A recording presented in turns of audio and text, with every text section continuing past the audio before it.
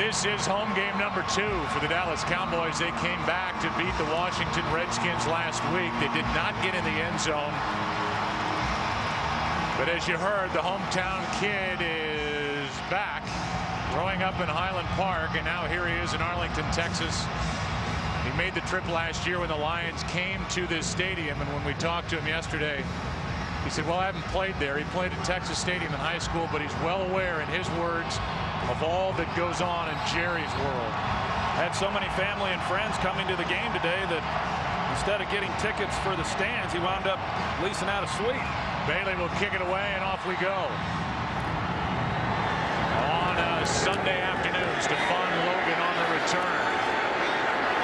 Gets across the 20, gets out to the 25 or thereabouts. And eventually he is taken to the turf. The ball came out, they blew the whistle. And the Lions will start inches inside their own 25. And here comes Matthew Stafford, who is 5th in the league with 977 yards. There, the backs and receivers, nobody better certainly than Calvin Johnson. But Troy, these tackles will be tested today in keeping Spencer and Ware out of the face of Matthew Stafford.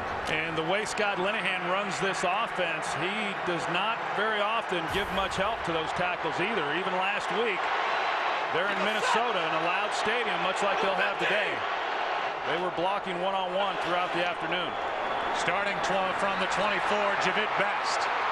And Javid is taking it across the 40. Here's a team that ran for a total of 20 yards all last week at Minnesota, and Best gets 19 right out of the gate.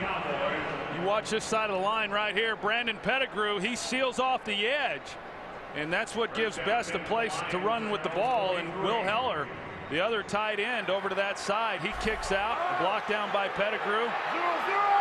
Awfully good start. For the Dallas defense, they're number 2 defending the run. They're number 1 in sacks. On first down, Stafford throws. Wide open was the rookie Titus Young, and Stafford missed it. Now we'll take a look at this defense, coordinated by Rob Ryan.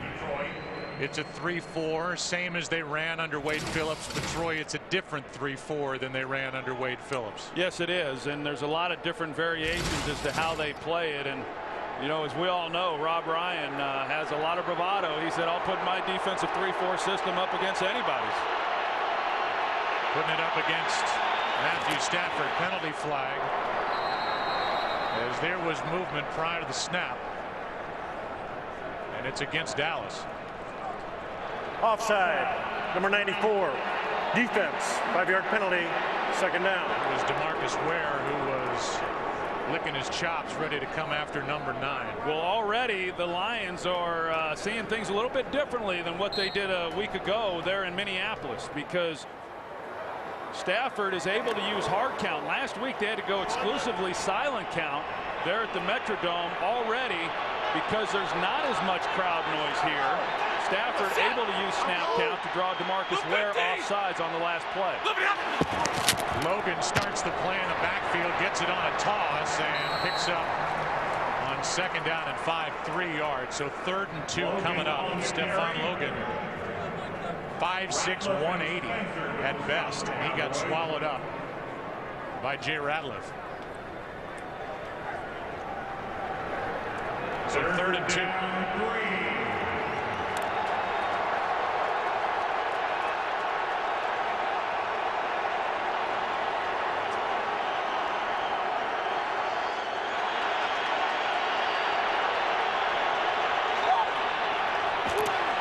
Stafford has a pocket, throws, and he's picked off by Sensabaugh.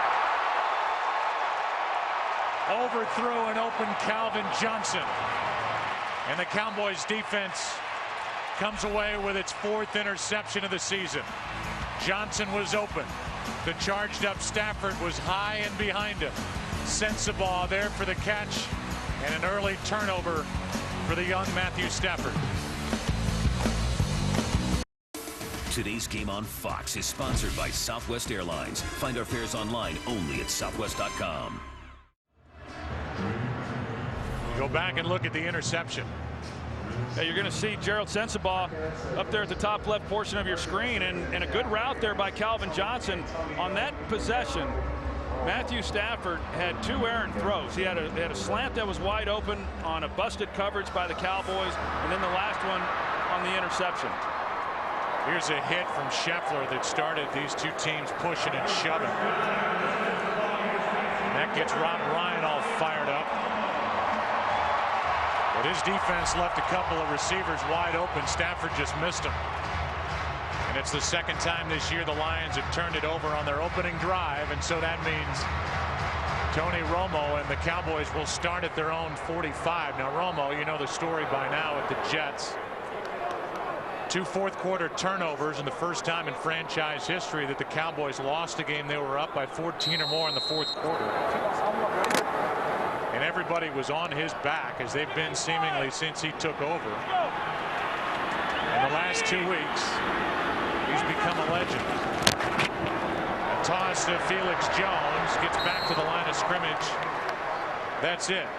At the 49ers, a cracked rib, a collapsed lung. He came back, fought his way back. Last week, they beat the Redskins. Here, the backs and receivers. There is no Miles Austin. Des Bryant is good to go. And 2 rookies try on that offensive line, and they will get a test here today. As will the center, Phil Costa, who coming into this season had only 1 NFL start under his belt. A second-year player, had a tough week last week against the Washington Redskins. But yeah, some real youth and inexperience there along that offensive line. The reason for the discussion was the game clock, which is correct. 12:56 remains. It's John Perry, the referee. The officials came together and wanted to talk about the game clock. So it winds at 2nd and 10. For Felix Jones, got nothing. They fake it to him. Set up a screen for Bennett. And the big tight end, Martellus Bennett, down to the 40. Ndamukong Suh is downfield to make the play, and we may see a lot of number 80 here today in this game. Well, I think you're going to see a lot of these screen passes as well. The Cowboys have a number of different ways to throw the screen. It's not lost on them either who they're facing here today, with a pass rush that can be very dominant against this young, inexperienced offensive line. And one of the ways you try to neutralize that speed and dominance is by throwing the screen passes. Now they reverse it to Des Bryant. Had 1 blocker out in front of him, and the play was made by the linebacker DeAndre Levy, a gain of 5. So as you look at these defensive players for the Lions, we've talked about the front. At the linebacker position, Bobby Carpenter gets the start for Durant, who's out with a concussion. If you look at this defense for the Detroit Lions, and it's a very fast flowing, aggressive defense that runs to the ball very well. And that's why we're seeing what the Cowboys are doing. The last play, they run the reverse, trying to take advantage of some of the speed that the Lions possess. Corey Williams came across, and it's on Williams.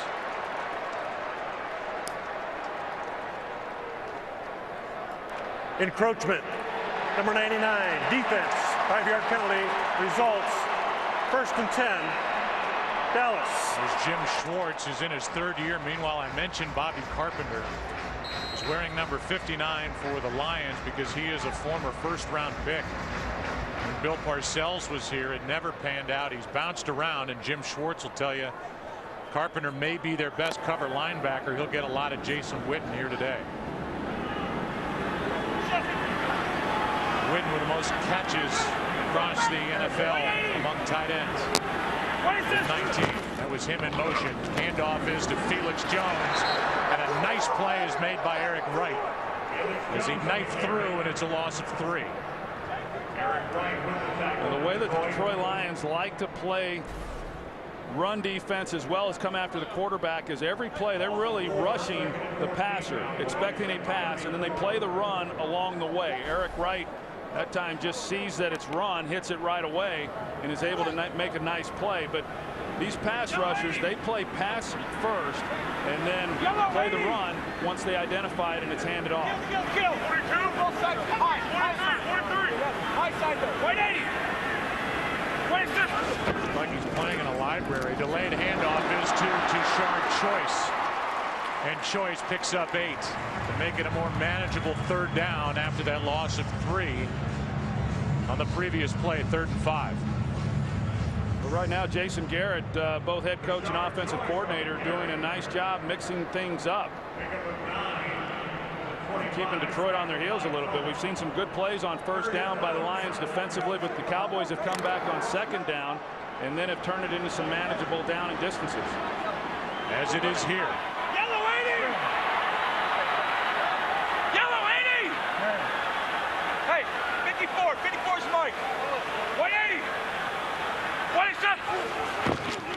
On 3rd down, they floated for Bryant. What a throw. What a catch. Touchdown.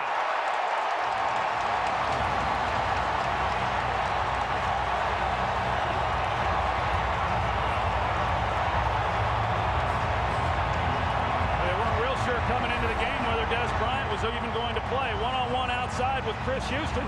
Chris Houston's never able to locate the ball. You see, once he turned and tried to find the ball in the air, he was unable to, and Des Bryant, of course, is able to go up and use his big body, much like Calvin Johnson is able to do on the other side. For the Lions, Des Bryant takes advantage of that size advantage over Chris Houston. Just like Calvin Johnson, Des Bryant can play above the field as he just did. And so the Cowboys, who did not score a touchdown last week in a win over Washington, they get the turnover and turn it into 7. Today's game on Fox is sponsored by Bud Light, the official beer sponsor of the NFL. Here we go. You score a touchdown, you get on the bike. Ride to nowhere in particular. Keep those legs loose. He's got the deep thigh bruise. They needed him, especially without Miles Austin available out of the bad hamstring. The Cowboys are trying to get through this week. They have a bye week next week. They can allow Romo's ribs to get healthy, and then hopefully Miles Austin's hamstring. Looks like Des needs to raise that seat a little bit. Yeah. Huh? I would agree. He outgrew that one. It's like set up for a Chromatica.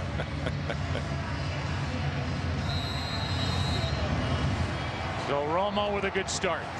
25-yard touchdown pass, and the 2nd time the Cowboys have taken it into the end zone on their opening drive.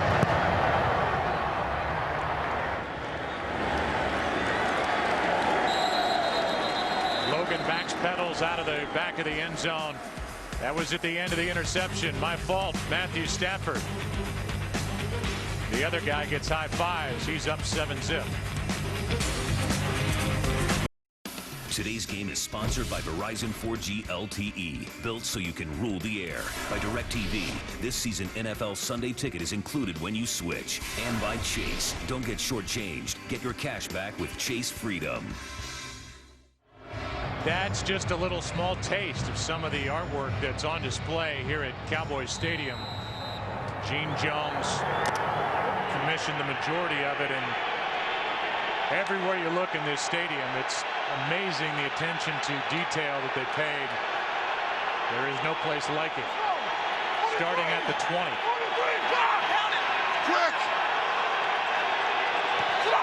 Stafford looking for better throws this time with the ball, and Best carries it forward for 2. Well, after that touchdown by the Cowboys, the crowd got a little noisier this time around, and you're going to see right guard here, Stephen Peterman.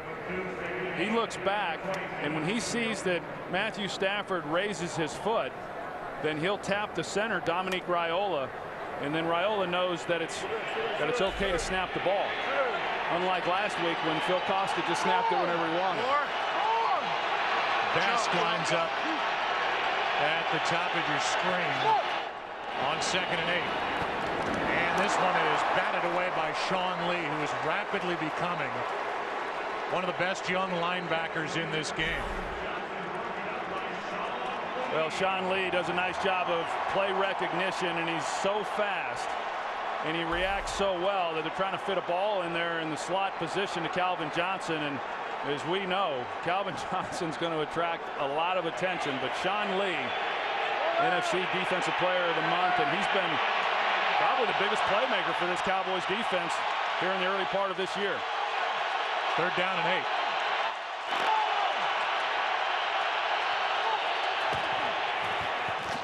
Pressure on Stafford. Best nowhere to go. And the play made out on the edge by DeMarcus Ware. A loss of 1 in a good series for the defense. An unproductive series for the Lions offense. 3 and out. Here's Sean Lee, and he's going to have help over the top with the safety, obviously, but he's running with Calvin Johnson, and 3rd and long, they try to come back with a screen of their own. Cowboys defensively play it very well. Rob Ryan told us if he stays healthy, Sean Lee, who blew out his knee in college at Penn State, will be one of the next best linebackers in this league.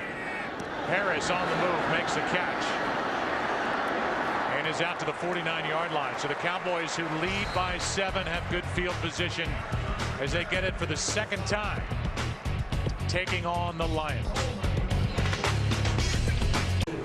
Here is the protection underneath the jersey of Tony Romo with the cracked rib. He has a compression shirt underneath that has padding built in, and then the normal rib protector.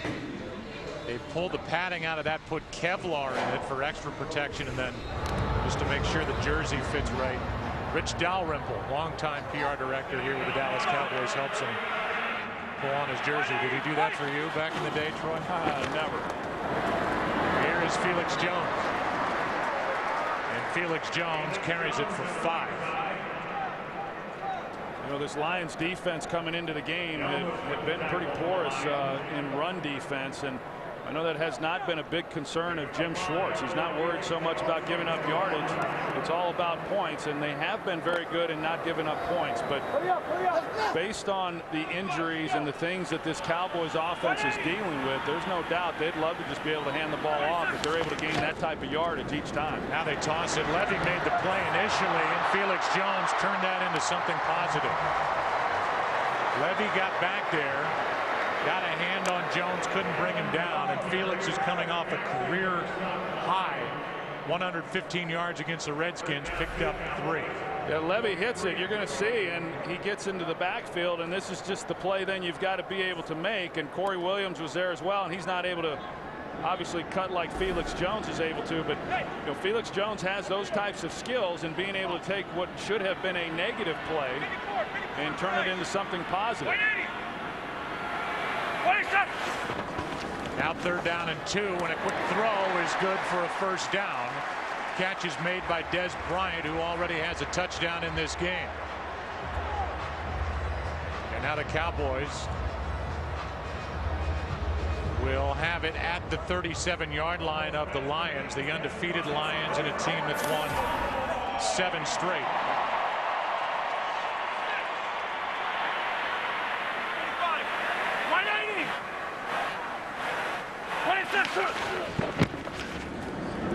On 1st down, as they roll Romo, move the pocket, there's nothing there as he throws it at the feet of Choice. They're not something you really see a lot of from Dallas offensively, rolling Tony Romo out. Good coverage down the field. We look at Des Bryant here in the early going, Joe, a guy who was really not able to practice much a week ago. Not sure whether or not he'll be able to play, and he played against the Washington Redskins, and then again this week, very limited in what he was able to do all week in practice. It was a game-time decision, yet he's already made an impact in this ball game.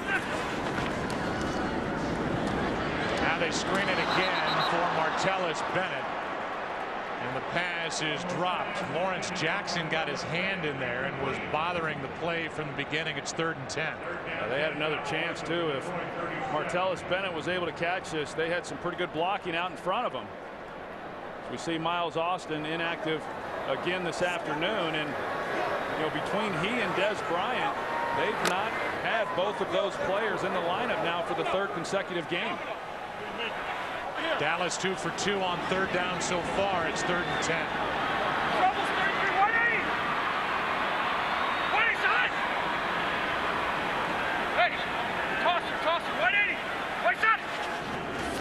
Play clock down to 1. The pass is caught by LaRon Robinson. 1st down Dallas. And they convert again, this time 3rd and long. Well, LaRon Robinson is one of those players getting an opportunity because of the injuries. And as you see, Eric Wright, he doesn't come up, try to reroute him, jam him at the line of scrimmage or anything. He gives him a free run off the line of scrimmage, and they get him to 3rd and long, and they're able to convert that pretty easily. 13 yards on 3rd and 10. You wonder if this secondary of the Lions will hold up if they don't get pressure on Tony Romo. Again, they set up a screen. This time it's for Phillips. The big backup tight end slams it down at the 20. A gain of 4.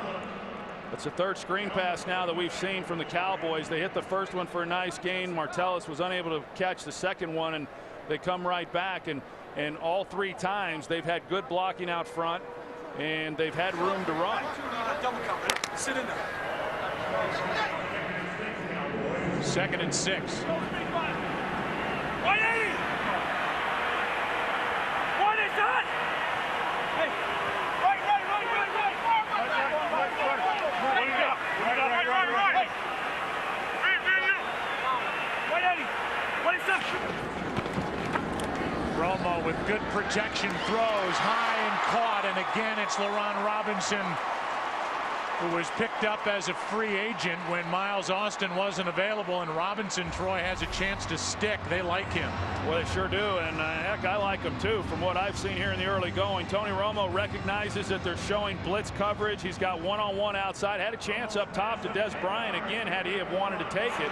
Instead, he comes back to LaRon Robinson, and in a short period of time, this young man has really had a nice presence for this team, and a player who some would think maybe won't be back when they get healthy at the wide receiver position. But Jason Garrett says not so fast. This guy's been impressive. Now back to the ground, and it's Felix Jones who spins down inside the 5. Just to finish on LaRon Robinson, he's a former 2nd-round pick by Atlanta, was traded to St. Louis. He's bounced around a bit, but he is a big-bodied receiver who can run, and it's something that the Dallas Cowboys need. I think the relationship that Jason Garrett has with head coach Norv Turner in San Diego was what got him here to Dallas. They run the same offense. Norv Turner and the Chargers were here practicing in the summer, and he told Jason that he was going to have to let a pretty good receiver go, and the Cowboys got him. Handoff is to Felix Jones, and he gets nothing. Well played by Detroit. And the 2 linebackers were in the middle of it. Tulloch along with Levy. And it'll bring up 3rd down and goal. This is an area for the Cowboys the last 2 weeks where they have not been very good. They started out the season good in the red zone against the Jets. The last 2 weeks not so good. 0 for 3 on Monday night against the Redskins. The Lions, on the other hand, this is where they've been good throughout the year, and it's why they're 3-0. This is a huge possession defensively for the Lions to make them kick a field goal and not give up another touchdown.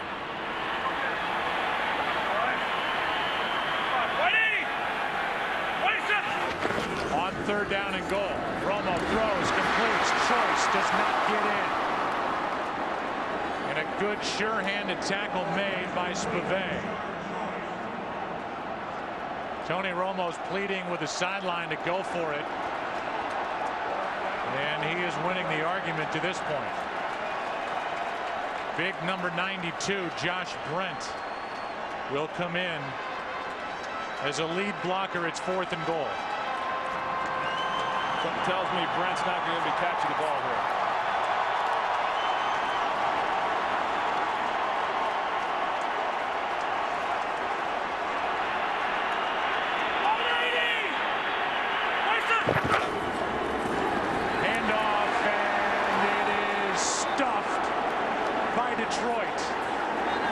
So not taking the points, Jason Garrett goes for it on 4th and goal. And Felix Jones cannot get in. Ashley Palmer was the first one there. And off the edge, he made the stop. Great work and a big stop by this Detroit defense. It sure was. Yeah, you get down in this area, and to be able to stop them and not give up any points, that's a great goal line stand by the Lions. Lions take over inside their own 1, down 7. Head coach Jason Garrett opted to skip the field goal, and the points go for it on 4th down. It didn't work. Ashley Palmer, a big play. The Lions start inches inside their own 1. Handoff is to Keelan Williams, and he gets a little breathing room out to the 5. Sean Lee on the stop, and that's an important 4-yard run. Boy, it sure is, because you think back to last week against the Minnesota Vikings. They were backed up, and the Vikings had an opportunity to make a tackle for a safety. It would have ended the game for the Lions, and I'm sure that was fresh on their minds. And for Keelan Williams to be able to give them some breathing room now they can operate. Now they can even run some play action stuff and feel relatively good about doing it. On 2nd down and 6, here he is again. Goes right into the big body of Sean Lissamore. A gain of 2, 3rd down coming up. This is a Detroit team that mixes in really 4 backs. Keelan Williams is listed as 4th on their depth chart. He already has 13 carries on the year. Keelan Williams, the biggest of the backs, and he's the guy who they like to use in goal line, short yardage situations. And as we saw here, just coming off the goal line to give them some room to work. Now it's Javid Best. He's lined up next to Stafford. On 3rd down and 4. Stafford rolls to his right and completes to Burleson for a 1st down. A nice job by Detroit to dig out of that hole and get a 1st down. That was a completion of 7 yards. Yeah, they're able to run away from DeMarcus Ware on Matthew Stafford's backside, and good play call there by Scott Linehan. Allow Matthew Stafford to get away from the pass rush, and then also it opens everything up for you as the quarterback to know that you're not going to be thrown into any real danger. That was a big 3rd down conversion right there. Now Josh Brent in at nose tackle. Plays Ratliff, but the first quarter is over. 7-0 Dallas. Back after this from your local Fox station. So much has been made in NFL circles about Matthew Stafford coming home, going to Highland Park High School. High School of Bobby Lane, who brought the Lions their last championship. Trying to get it to Scheffler, now throwing in a completion to Pettigrew. So both tight ends were in the same area. Pettigrew deeper, and he gets it, a gain of 14. Well, this ball looked like it was tipped too before it even got to Pettigrew. It was really nice coverage, and Pettigrew juggles it just a little bit and then is able to haul it in. But see the stretch there. It looked like he might have got his hands on it ever so slightly, but great concentration by Brandon Pettigrew, and what a weapon he has become. A breakout year last year, and he's been off to a great start here this year. Danny McCray did get a piece, not enough. Now from the 27. Play action from Stafford, and Best. It's too high. Go for a game break. Here's Kurt Menefee. Well, this is why you want to give Michael Vick every opportunity to start that he can. Escapes the pressure somehow, and then finds a wide-open tight end, Clay Harbor, in the back of the end zone. 16-yard score, and the Eagles are on the board first against the Niners, 7-0. Joe, Troy, and Pam. Thanks, Kurt. Here are the numbers from Michael Vick. Playing with that deeply bruised right hand. 2nd and 10.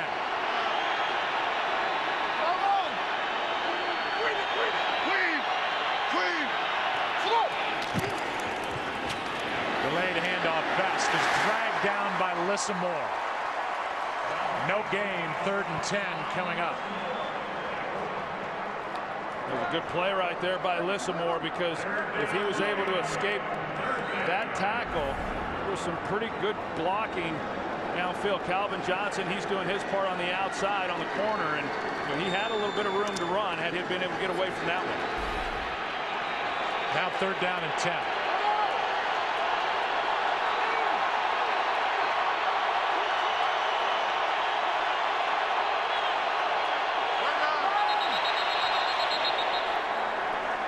Start.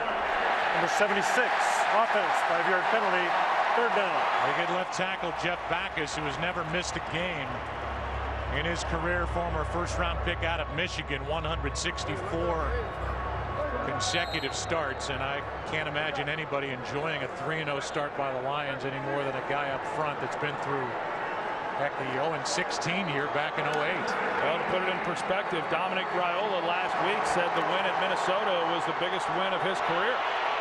Week 3, divisional game. That tells you how few wins they've had during that time. Play clock at 1. Play clock at 0. And that's going to make it 3rd and 20.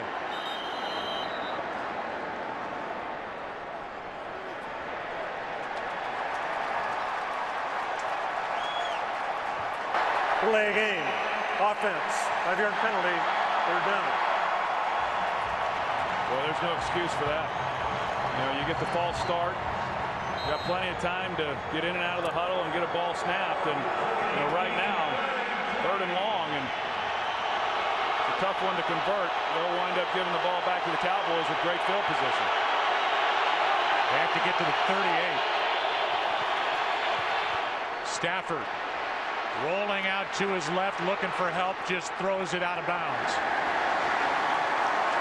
Outside the pocket, and he was being chased by DeMarcus Ware. He took a pretty good hit there at the end of the play. He's able to get outside, but just nowhere to go with it, and he does a smart thing, just get rid of it. Guy who's had shoulder issues, ended the season last year on IR as he did back in 09. Yeah, and last week he got hit pretty good. You know, they hadn't given up a sack the first 2 weeks, 5 sacks last week, but a number of hits. And because of his injury history, you hold your breath every time he goes to the ground. Penalty flag flies as Harris on the return is knocked down at the 48. Eric Coleman made the stop. There will be a hold on the play.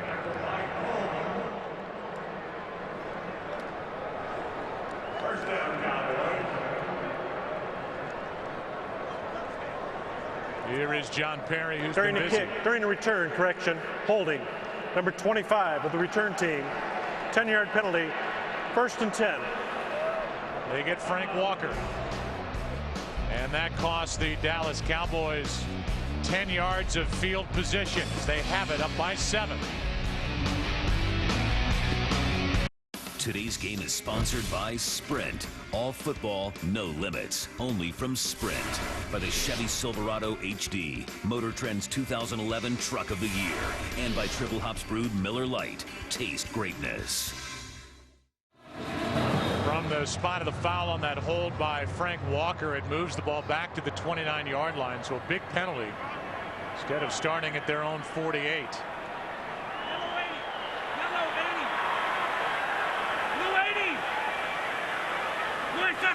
Up by 7. They fake it to Felix Jones, and Tony Romo comes out of the pile, completes it to Phillips, but for a small gain of 2. Next Saturday, the ALCS will start right here on Fox. Where will it start? That we don't know. You saw Granderson of the Yankees. They lead 1-0. They'll play game 2 later today, and then the Rangers and the Tampa Bay Rays are tied at a game apiece. As that series will shift to Florida. That starts at 7:30 Eastern, 4:30 Pacific, only here on Fox. 2nd and 8. Trouble, 54, 180. 20 shot. Kill. 54, 280. 27. Delayed handoff, Felix Jones. And Felix will take it to midfield. Good blocking up front and a 19-yard run by number 28. Well, you heard Tony Romo at the line say kill. That's because the coverage of the Lions, and they knew that they were in a position to run the football favorably based on the blockers and the number of people in the box defensively. And a nice job by tight end Jason Witten, but good movement along that offensive line, and quarterback Tony Romo getting them out of a pass play, knowing that they could run the ball more effectively than whatever they had called through the air. 55, 280. On 1st down, Romo going to air it out down the middle. LaRon Robinson hitting stride. Down to the 6. 44 yards to the replacement of Miles Austin, LaRon Robinson. Well, here's the safety here. Last time Cowboys ran the running play. This time it's off play action. He bites, and you've got no help over the top, one-on-one against Chris Houston. And a big play. We talked about it coming into this game. The Cowboys really, under Jason Garrett, while he's been calling the plays, has really been a big play offensive team. They base a lot of the things that they do on their ability to do that. That's been taken away a little bit because of the injuries, but they picked one up there. Romo throws and completes for the touchdown. His second of the day, Des Bryant. They've given Des Bryant a lot of one-on-one matchups here in this first half. He's already beaten Eric Wright once over the top. You know, Des Bryant is just such a physical receiver that, you know, they're going to give him a chance, and he's going to use his body and his hands, and he's able to haul it in. Clearly into the end zone as he spun his body, and now Des Bryant, who came in with one touchdown on the year and a deep thigh bruise, has 2 here in the first half. Romo has started hot. 10 of 12, 128 yards, 2 touchdowns, no picks. This one set it up. LaRon Robinson, Cowboys happy to have him. They love Des Bryant. First round pick last year. He's got 2. It's all smiles for Romo. Time to talk over on the bench for that secondary. They're getting picked apart by Tony Romo. Last week at the Vikings, the Lions came back down 20-0 at halftime. They're making it tough on themselves here again today. 14-0, and Logan is a yard deep in his end zone. And he is brought to the turf by Butler.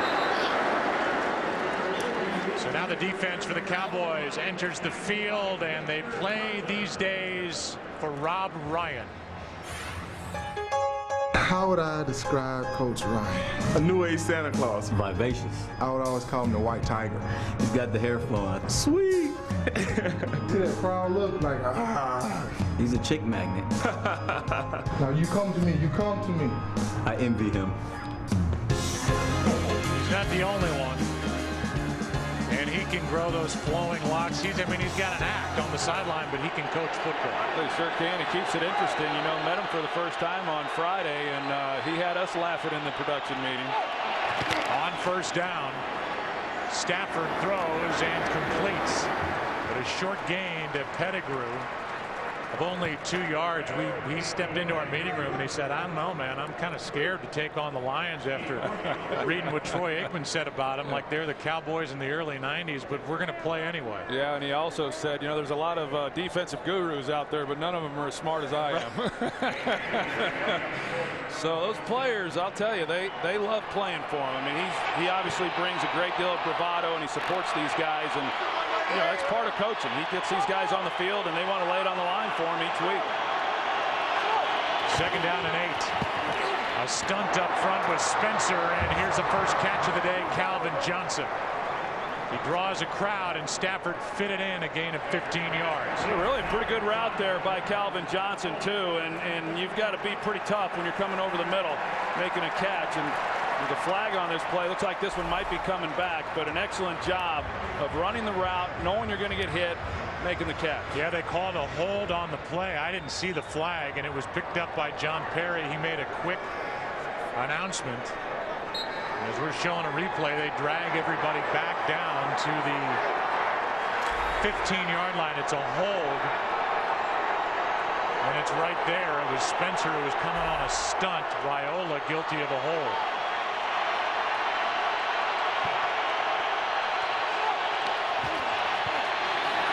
Now trying to set up a screen. Javed Best was surrounded by 3 Cowboys. It's third down. I know the Cowboys just sniff it out. I mean, that's one of the things that you see when you got pass rushers like the Cowboys have, and you've got a team backed up. You know, they want to run draws and they want to run screens, and the Cowboys see it right away. Sean Lee's as good as there is at such a young age at sniffing out those screens and playing them very well. And the Cowboys have had the Lions backed up throughout this ball game. Now it's 3rd and 18.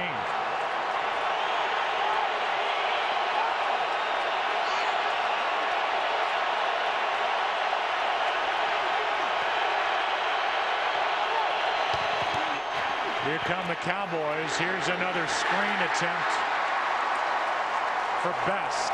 And right on his back was Jay Ratliff. It's 4th down.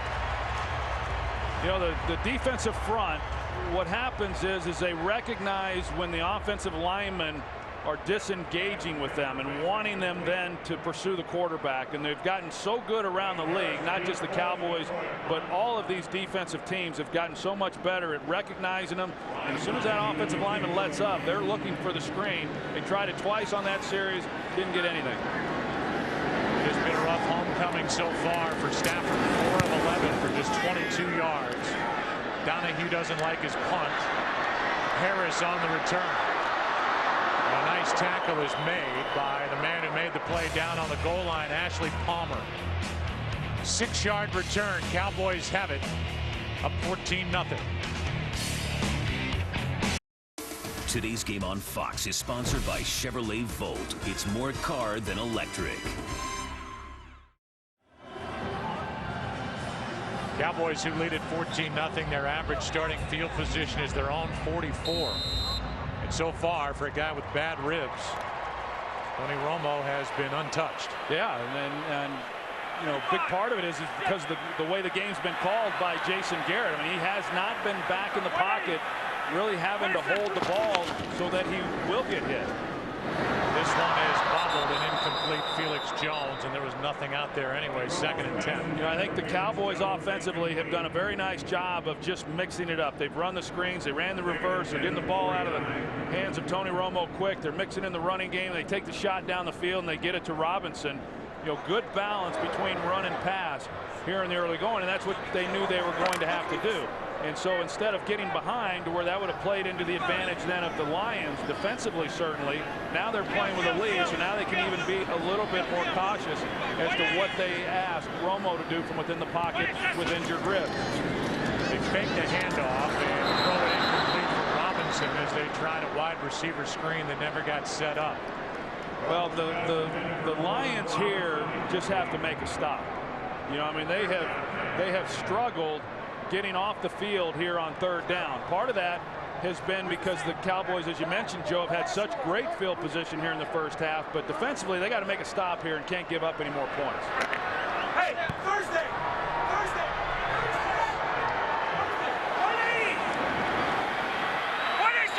They're showing one-on-one again across the board on 3rd and 10. Coming across early, and this is going to cost Detroit 5 yards. Encroachment, number 99, defense, 5-yard penalty, 3rd down. So Corey Williams, who was traded to the Lions from Cleveland. So many deals made by Martin Mayhew, who came into his position as GM the same year that Jim Schwartz joined him from Tennessee. And this roster has been just about completely cleaned out from the Matt Millen era to try and start over, and they've got a lot of young talent. I think after 0-16, it needed to be cleared out. It's 3rd down and 5.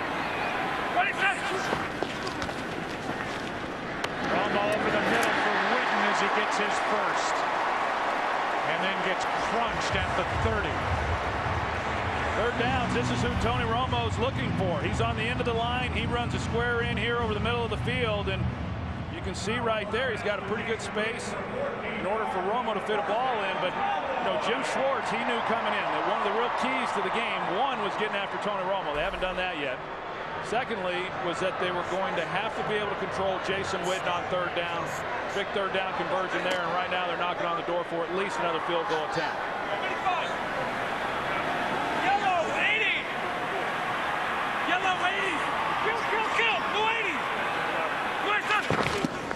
Now it's DeMarco Murray who gets the ball. And Murray is popped by Eric Wright. Murray, a rookie out of Oklahoma, 3rd-round pick. No more Marion Barber. He's now with the Bears, been battling a calf problem, and Wright made a nice play off the edge. You know, we kind of talked about it, Joe, coming into this game as far as the Cowboys defensively really not having seen an offense quite like what the Lions present, but I think it goes the other way as well. I don't think this Lions defense has seen an offense quite like the Cowboys present, and they're doing it shorthanded. You know, Miles Austin, one of their biggest playmakers, not on the field, and of course Dez banged up. Now they roll Romo out to the right. Pass is caught by Murray, but he is banged out of bounds immediately by Houston. And it's a loss of 1. So another 3rd and long coming up for Dallas. The Cowboys are inside field goal range halfway through the second quarter. You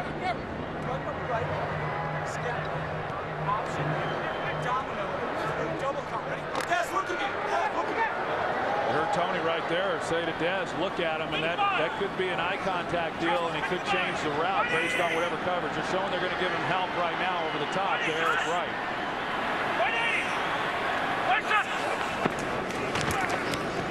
Romo over the middle, completes. That's Witten, but Jason Witten is short of a first down, and then Witten, who takes a pounding every game, is brought to the turf, a gain of 8. First guy there was Tulloch, and it'll be a field goal try for Dan Bailey, whose right foot won the game for the Dallas Cowboys last week over the Redskins. He was 6 for 6. 41-yard try.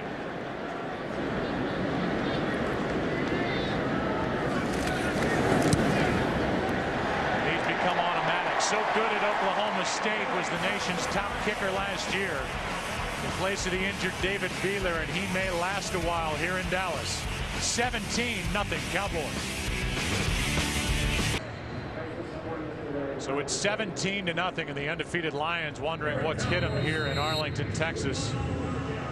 It's been a well-called game by Jason Garrett over on the Cowboys sideline, and now the Lions are about to get it back. On a pop-up kick, and Logan will take it from just inside the 5. And Logan, with a full head of steam, is knocked down by Butler on the return. We welcome you inside the broadcast booth.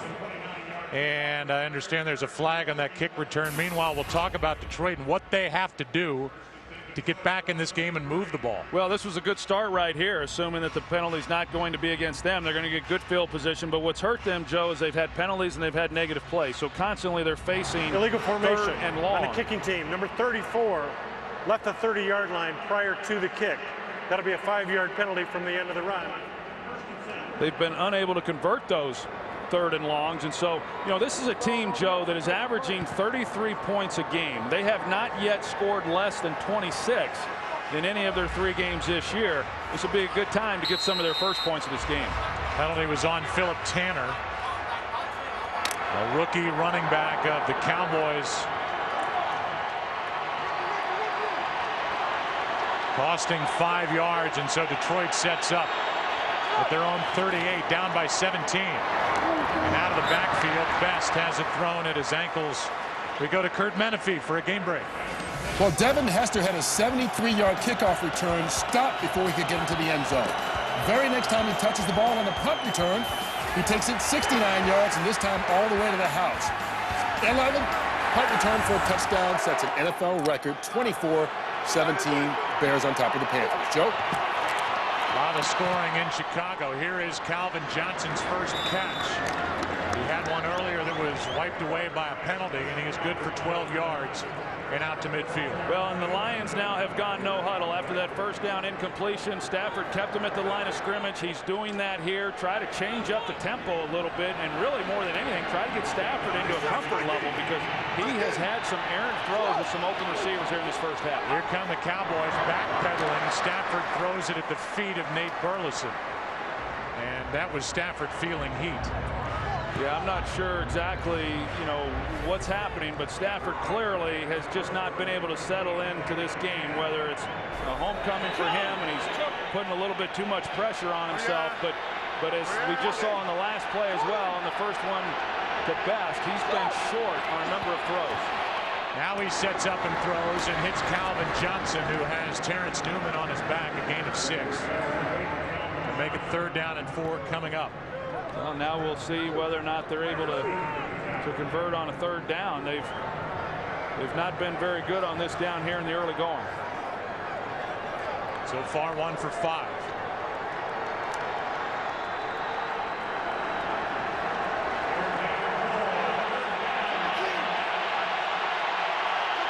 If you had a little more confidence in your defense based on what's happened, you might make this 4-down territory.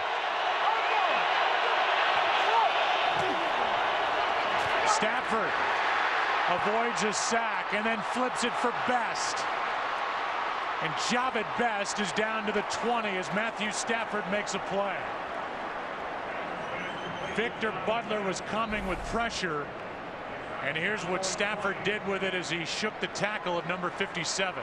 He had it tucked. He was getting ready to run, and then he saw Best out there all by himself. That's best play of the game so far for the Lions. 24-yard play and a 1st down at the Dallas 20. Cowboys were looking for a timeout. They almost got an interception as a penalty flag flies. Here's the end of that play. Yeah, you see that Matthew Stafford had it under his arm. He was fully prepared to not toss that away. But holding, number 20, defense, 5-yard penalty, automatic, 1st down. You told me he played baseball, and maybe he was a basketball player too. It sure looked like it. Here's the play here on Allen Ball. You see Scheffler, he's trying to come out of the break, and a good call there by the official. 1st down at the 15. For the first time, the Lions, who are good in the red zone, are inside the Dallas 20. Here's one floated. Back of the end zone, a lot of contact, no flag as Scheffler ends up on the ground, covered by Allen Ball. Yeah, and I think that's one that Stafford would like to have back as well. And he's talking to Scheffler as he came back. But if you're able to lay that one over the outside shoulder towards the back pylon, that's a lot of area there for Scheffler to be able to go grab that one. Instead, he just let him too far up the field. Lions hurry up again, 2nd and 10.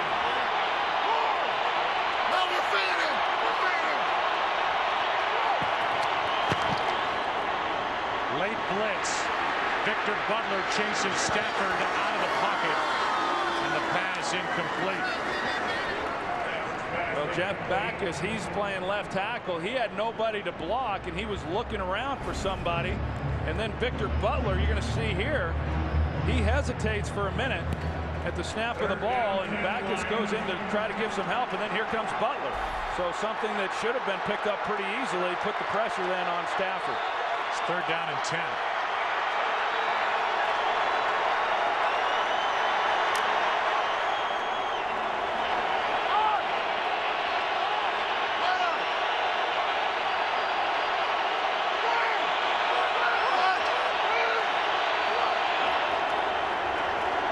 Stafford over the middle, and the pass is incomplete. Frank Walker with the coverage on Brandon Pettigrew. Well, Pettigrew's pretty good at working the seam, and Walker's on the inside, and just good coverage, really. And then they got the 2 on Calvin Johnson, which is what you would expect. But, you know, 3rd and 10 down there, it's difficult to convert those. And the Cowboys are able to hold them here to just a field goal. Here's a guy in his 20th year with the Lions. The best this game has ever seen, Jason Hanson, who from 33 yards goes to 9 for 9 on the season. So Matthew Stafford got his team into the red zone. The drive stalled. Talked about where he went to high school. There's Clayton Kershaw, who he played sports with, all sports with, since he was a little kid. He's here watching his buddy, and these two played basketball together. They played a little soccer together. There's Kershaw. I think that's a goalie's jersey. Played baseball together. And how about the irony here that Kershaw in the middle holding up the trophy, who now pitches for the LA Dodgers and should be the NL Cy Young Award winner. Talk about two guys with great arms. And Kershaw, a 21-game winner, an ERA of 2.28, and he is here to watch his buddy play for the Lions today. Look, pretty good 1-2 staff there in baseball, huh? With the arms that those two guys have, that's impressive. That two guys that talented growing up on the same team for all those years. And Kershaw is one of the real good guys in professional sports, very community oriented, playing for the bankrupt Dodgers, and they're wondering what the future is for that organization, but they know they've got a young 23-year-old left-hander who had that ERA of 2.28 and struck out 248 batters. He was one of the few bright spots for Don Mattingly's team in 2011. Now the Cowboys will get it back as they lead by 14. And Harris is out across the 25. This November, Fox Sports steps into the octagon with an epic heavyweight title fight as the #1 ranked contender in the world. Junior Dos Santos squares off with undefeated world champion Cain Velasquez. The must-see live event you can only catch on Fox. Dos Santos Velasquez for the UFC Heavyweight Championship of the World, Saturday, November 12th, right here.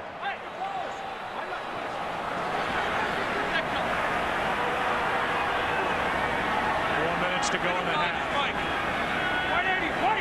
Each team with all 3 timeouts.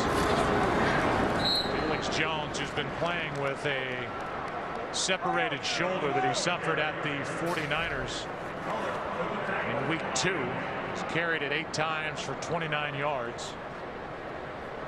Picked up a yard in that last carry.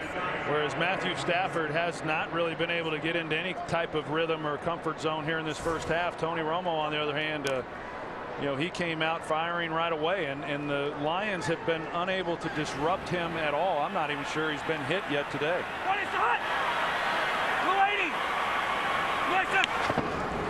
On 2nd and 9, Felix Jones nowhere to go. A play that loses yardage, a loss of 5. First guy there was Houston. And maybe in an effort to get the ball out of the hands of Tony Romo a little quicker than they might because of the defensive front Detroit has. Only a couple times have they gone downfield. When they've done it with success. I think they've been smart about the way that they've handled it, and now here looking at 3rd and 14, it's a big down for Detroit. I mean, if they're able to force a 3 and out, something they really haven't been able to do here in the early going, that would be a nice stop, giving the ball back to their offense with plenty of time to try to come away with more points before the end of this first half. Fake the handoff. Romo over the middle, hits Choice, and he gets dragged down from behind. Averill made the play. A gain of 9, and it is a 3 and out. Good work by Detroit as they will take their first time out. So 2:29 left. And Jim Schwartz is in his 3rd year so far, 11 and 24. He told us, and I think most people, Troy, agreed with him, that even when they had 2 wins last year before they went on that 4-game win streak to end the year, which started with a win over Green Bay, 7-3 win when his defense knocked out Aaron Rodgers in that game. He said, we knew we were better than a 2-win team, so we're not going to worry. We weren't worrying about it then, trying to judge ourselves by our record, and we're not going to get caught up in it now, even though we're 3-0. Yeah, I think the approach was, hey, we're going to judge the performance. I know at the end of the day, this is a bottom line business. Did you win or did you lose? But we're going to judge the performance. So even after some losses, they could see the progress that was being made. Now that they're winning, they're not going to get so caught up in the fact that they're winning that they're overlooking some areas where they can still obviously improve their play. First punt of the day by McBride, who hits a beauty. Wow. Logan will let it go over his head, and it will end up in the end zone, right into the corner. 68-yard punt, but only 48 net, and the Lions will start at their 20. Yeah, they'll start here with plenty of time to see what they're able to get done, you know, here before the end of this first half. I think that game last week at Minnesota was a great win. We talk about Dominic Raiola saying it was the biggest win of his career. You know, Schwartz is hoping there's a lot bigger to come. But having said that, a place where they hadn't won in 13 trips, to be down the way that they were and to come back and win, I think will help them just 1 week later in this game as they go in at halftime, regardless of whatever may or may not happen here on this possession.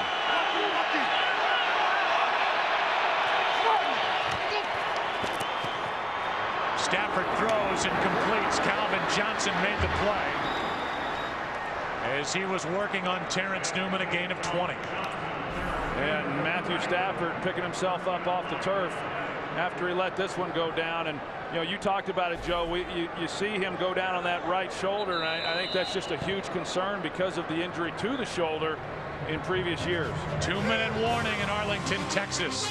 Lions down 14, hoping to get on the move.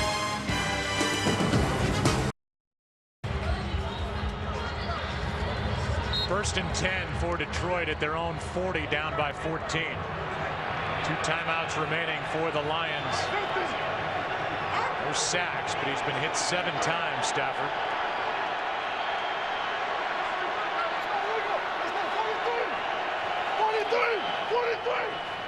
Stafford, a little shoulder fake, and now rolling out to his right. He throws it away. Got it back to the line of scrimmage at 2nd and 10. Pettigrew, the closest one to it, coming up. Visa halftime report. Kurt Terry, Howie, Michael, and Jimmy. Buffalo eyeing perfection. Then it's Cam Newton against the Bears in an early game. 24-20 Chicago in that game against Carolina. Buffalo playing at Cincinnati with their 3-0 record.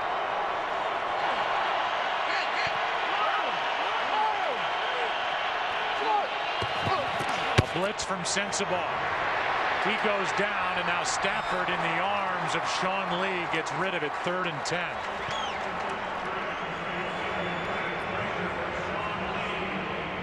Matthew Stafford, he's wanting to, you're going to see Alan Ball right there, and that's where he's wanting to go with the football. There's going to be a curl route right in front of that, and he just didn't like the relationship there with the receiver and the safety. Afraid that if he cuts that one loose, it wasn't going to get there in time before Ball undercuts it for the interception. At that time, protection had broken down. 3rd down and 10.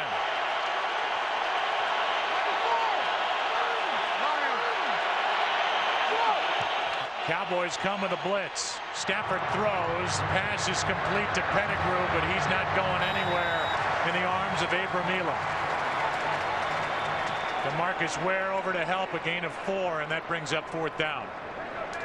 Well, the offense just has not been able to get anything going here in the first 30 minutes of this ball game. And you know what looked like an opportunity based on the defense forcing the Cowboys into a 3-and-out. Giving the ball to the offense. Can they come away with some type of points before the end of the half? Doesn't happen, and now they're giving it back to the Cowboys with a chance to extend their lead. Dallas takes a timeout. We ask you to join the NFL's Crucial Catch campaign in the fight against breast cancer. Visit NFL.com/auction to bid now on authentic game-worn NFL pink products.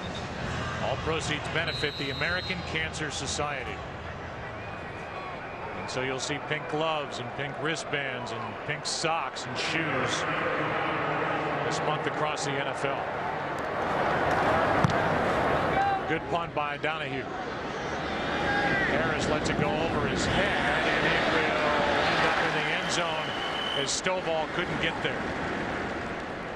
So with 1:28 left and 2 timeouts, we'll see how aggressive the Cowboys want to get, leading by 14.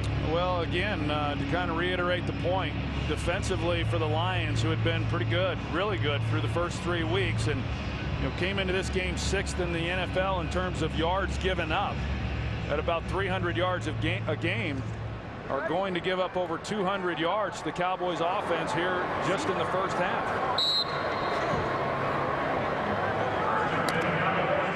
There's Kyle Vanden Bosch.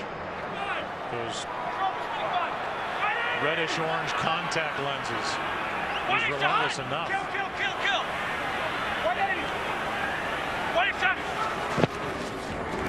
Handoff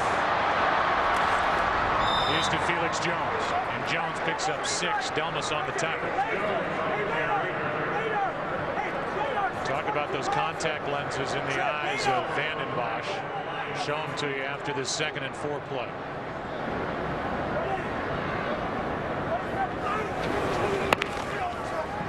Now a screen right side for Felix Jones, trying to get a first down, and he has it.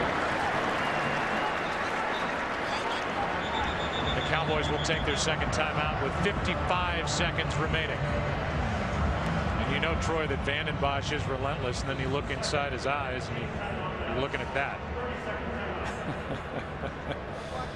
Yeah. That's not doctored up. That's what he's wearing. It's from the Thriller collection, I guess. Kyle Vanden Bosch he's been such an asset for this Detroit defense, and really a great player. And in fact, he plays so hard. Jim Schwartz was saying there's not a player in the history of the NFL who's played harder than Kyle Vanden Bosch, to where they really have to go out of their way to try to limit his work during the week. Of course, he came off neck surgery from last season when he missed 5 games, but he's a guy, he doesn't, he's a rare breed. I mean, he doesn't want to miss any practice time, and they just want to extend his plays on Sundays and really extend his years. They got to try to limit it. Quick throw, and LaRon Robinson stretches out and makes the catch. And Tony Romo is finding a new favorite target, number 81. Yeah, I mean, the Lions just they haven't challenged a receiver yet in this ball game. And that slant route has been there all day. Romo finds Witten. And Levy forces him out after Witten gets 10 yards, and it appears to be, and it is, enough for another first down. 31 seconds left. What does a receiver tell you when he's willing to stretch out across the middle for a catch? Well, it gives you confidence to keep coming back to him. But as you see, LaRon Robinson, he's not touched. I mean, nobody is banging him at the line of scrimmage. Nobody's rerouting him.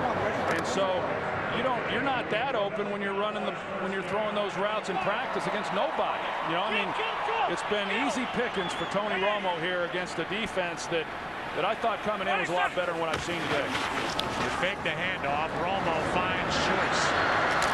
Bouchard is to the 31. Clock will continue to wind. They'll keep it in their pocket for the field goal unit as Romo will make it 3rd and 1.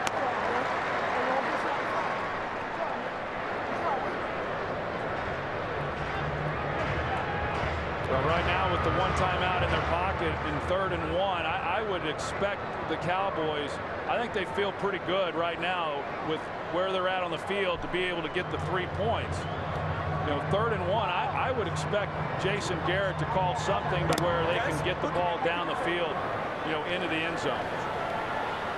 They've shown a willingness to move the pocket, roll Romo.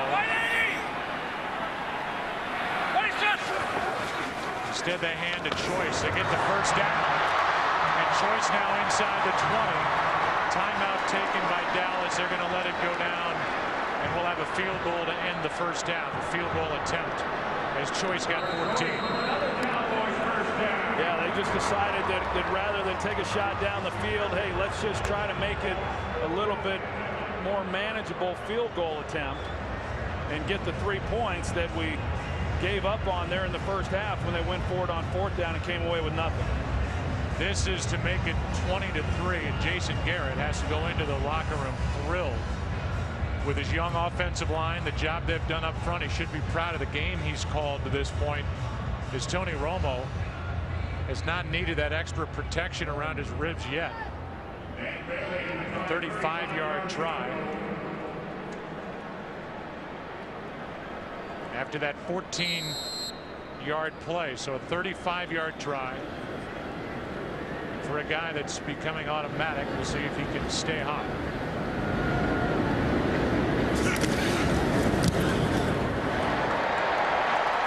He doesn't miss, and it's 20-3.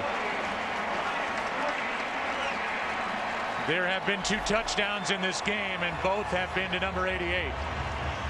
This one lofted up for Des Bryant, who went up to get it over Chris Houston, then one a little tighter contested, but still up, a leap, a catch, and a spin into the end zone for his 2nd touchdown of the day. And so each side will make their way through the bar area, Cowboys Stadium, into the dressing room, and the Cowboys, who have won 2 straight, trying to hand the Lions their first defeat of the season. So it is 20-3 at the half. They will have a celebration here at halftime for Breast Cancer Awareness Month across the NFL. Stafford had a rough first half, both throwing it and taking hits, as he makes his homecoming back to the Dallas area. And it's been all Cowboys so far.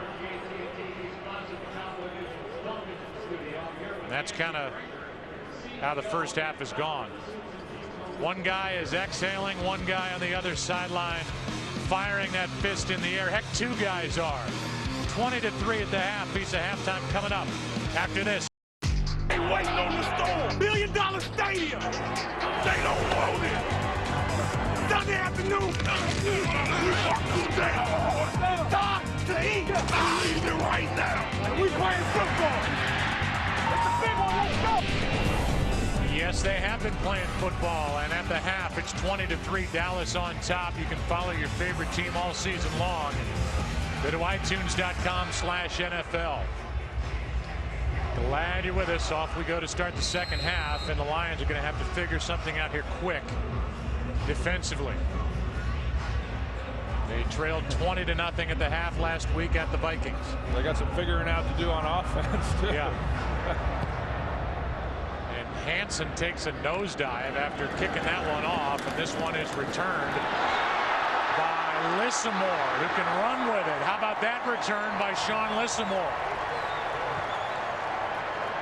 First, Hansen took a nosedive, and now Lissimore with his teammates on the sideline after a 38-yard return, getting congratulations. Well, with all the problems offensively and defensively for the Lions, the special teams felt left out. So here they start the second half, giving up a big return to Sean Lissimore. Not to be confused with Devin Hester. No, but he looked like he knew what to do with it. He sure did. Quick throw, Romo completes, and there he is again, LaRon Robinson, and in a blink, they're at the Detroit 30. Let's go down to Pam Oliver. Well, Joe, the Lions trudged off the field looking very much like a defeated team. I tried to talk to Jim Schwartz about the developments in the first half, but he was not in the mood, said he'd get me next time. But Jason Garrett, obviously in a much better mood. He said, we got to finish this thing. We got to put the nail in the coffin. Back to you. Well, thank you, Pam. One thing that sets that up is the 38-yard return by Lissimore, and now Ron Robinson is over 100 yards receiving for the second time in his career. Felix Jones spins forward and picks up two. Carpenter on the tackle for Detroit. Well, I know coming into this game, Jim Schwartz was not happy with some of the play within the special teams, and no telling what all was said there at halftime. I know going back to last week, they said everybody handled everything well and said that they were confident they were going to come back out and play well in the second half. I've learned over the years that, yeah, everybody feels that when they come back and win the game. But they've got their work cut out for them here in this one, and then to already have the Cowboys to start this second half in field goal position, not good. Romo throws, and there's LaRon Robinson again. Another first down. He's working on Chris Houston, who has had a bad day. Going to see Ndamukong Suh. We haven't said much about him or any of these defensive linemen. The offensive line for the Cowboys has done a nice job. And again, it goes back to the game that Jason Garrett has called here today, because the ball has come out of his hands, and for that to happen, these receivers have to do a good job of getting open, and they've done that as well. Back to the ground, back to Felix Jones, who dives inside the 15. And there's really no other way to say it or sugarcoat it. To this point, the Dallas offense has pretty much been able to do what they want against the Detroit defense, which came in ranked number 6 in the NFL.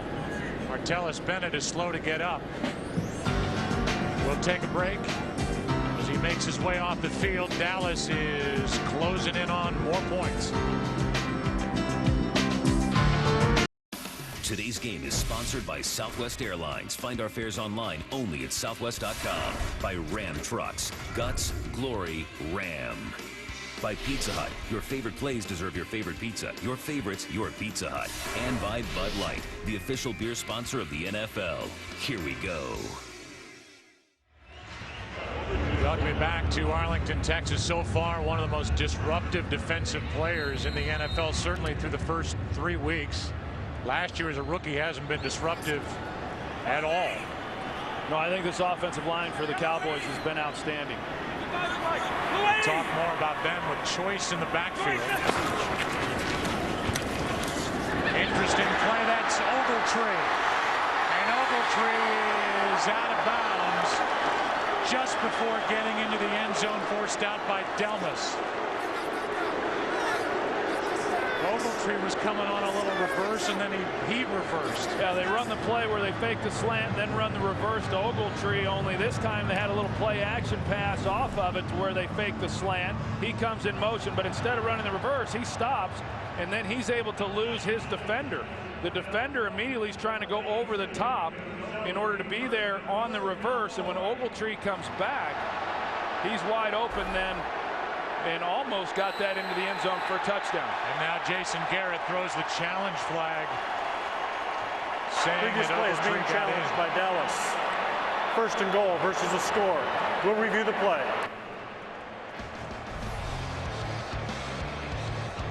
Here's another look.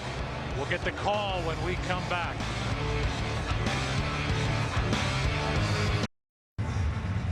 Jason Garrett is challenging that was a touchdown. Mike Pereira is our rules expert back in Los Angeles. And Mike, what do you think? Is this call going to stand? I think the call stands because he's going from inbounds to out of bounds. Watch the left foot. It goes out of bounds. Ball doesn't cross the goal line. After reviewing the to play, me, that stands. Since the runner did not land a foot inbounds in the end zone, the play stands as called. Dallas will be charged their first team timeout. So Mike Pereira is 1 for 1 with us today, and that was the 9th different receiver that Tony Romo found as he got it to Ogletree.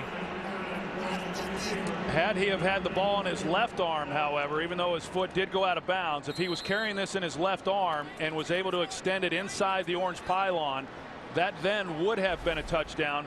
But good job by him not having it in his left arm, because then it would have been exposed to the defense. Wide open back of the end zone, Witten, and then make it look easy all day. His first touchdown of the season. Well, we talked about the attention that Jason Witten should garner. And you're going to see him get off the line. Nobody touches him. Cliff Averill doesn't jam him. There's not a linebacker there over the top of him to jam him. You know, down there it is very tough because you're playing run, and it's hard to play the run and then still be in a position off play action pass. But the one thing I would think every team would do down there is jam up Jason Witten and keep him from getting off the ball. Make somebody else beat you. Martellus Bennett is down again. And it looks like they're looking up high on Bennett, who got poked in the eye or something up through the face mask. So he is able to get up, but yeah, I mean, you're down at the goal line and nobody touches Jason Witten going into the back of the end zone, who is clearly Romo's most trusted guy that he has left is healthy. Well, and even beyond just the goal line play there, Cowboys have had their way with this Lions defense throughout this game. I mean, the Lions, other than the one, 3-and-out series that they had there in the first half, they've done nothing to slow down this offense. And what's impressive about that for the Cowboys is, they've got a number of guys banged up, not playing really at 100%. And they're with one of their top playmakers, Miles Austin. Cowboys have scored on 5 of their 7 possessions. Romo 3 touchdown passes on the day. His team is up by 24. Today's game is sponsored by Verizon. Get coverage of every NFL game on NFL Mobile. Call ** NFL from your Verizon phone to get NFL Mobile. Beautiful day outside. We are under the roof here at Cowboys Stadium. Another drive that Romo had his way with the Lions defensively. 4 for 4 was Romo on that drive. As we showed you, 20th time Romo has had 3 or more touchdown passes in a game. Bailey knocks it out of the back of the end zone. And we talked about Chris Houston, who's had a long day trying to cover guys like LeRon Robinson and others, and that secondary has been the common look with palms up to the sky like, what are we doing? Yeah, and obviously they're very frustrated, and we talked about it coming into the game that really if the Lions were going to have a chance to win this game, you know, we were going to have to be talking a lot about guys like Kyle Vanden Bosch and Ndamukong Suh and Cliff Averill and those guys up front, and instead we've not been. Instead it's been more about what the Cowboys have been doing with their offensive line, and you know, that's been the huge difference in this ball game. Late handoff to Best, who picks up 2. I mean, if you think about the Lions, they've done a good job, with the exception of last week, protecting Matthew Stafford. No sacks the first 2 games, 5 last week. He got knocked around. He's had the bad shoulder, ended last year in IR. Now you're down by 24 points against a Rob Ryan defense. You like to send the tight end out in pass patterns. You better protect Stafford, because you know Rob Ryan's going to come after him. 2nd and 8. Quick throw, and it's Burleson who makes a move on Sensabaugh and gets a first down across the 30. Yeah, I think if you look at the way this game unfolded up to this point, Joe, they had some opportunities early. Matthew Stafford, you know, on that first possession, they were driving the ball pretty well, and errant throw gets intercepted by Sensabaugh, and he has missed some guys. And so when he's trying to settle in, the defense was never able to hold them defensively to allow the Lions to kind of settle in on their side of the ball, and that's why the score is what it is. See, Sensabaugh is down because of a hit he took from his teammate Anthony Spencer. Got it up high in the back of the left shoulder. So Stafford buying a suite here at the stadium and trying to treat his family and friends to a display like the first 3 weeks. That has not unfolded in front of these fans or anybody watching, as so far the offense has yet to get any traction. Only 3 points on the board. And according to Rob Ryan, his defense should just get better and better. They put in that new system. They didn't have the offseason program, and he thinks that his defense is just starting to get into a rhythm to the point where they can really do a lot more things to confuse offenses the rest of the season. Yeah, and he doesn't pull any punches either. I mean, when you consider the different stops that he's had over the years as defensive coordinator in Oakland, he was in Cleveland, and you know, this is as talented a group as he has had, and he's excited knowing that, yeah, they're only going to get better. He didn't have the off season to implement the defense. He's still getting to know a lot of these guys, but he knows he's got a pretty talented group to work with this year in Dallas. He's got 3 more guys that can play safety. Danny McCray, Barry Church, and Alan Ball has played back there. As Sensabaugh is able to pop up. And will get off the field. Sensabaugh, with his first interception of the year, came on the opening possession of this game by the Lions.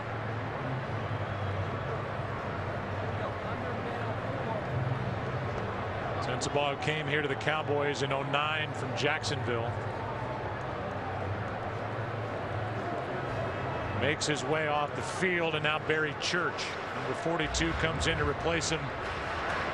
First down for the Lions at their own 31, down by 24.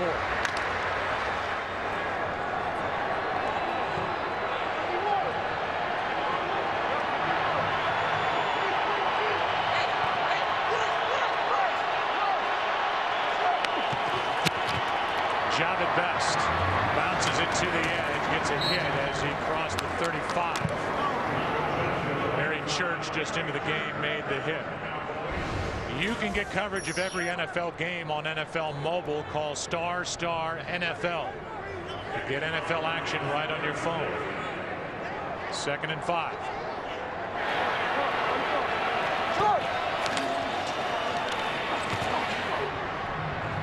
Stafford nowhere to go, and he just gets rid of it.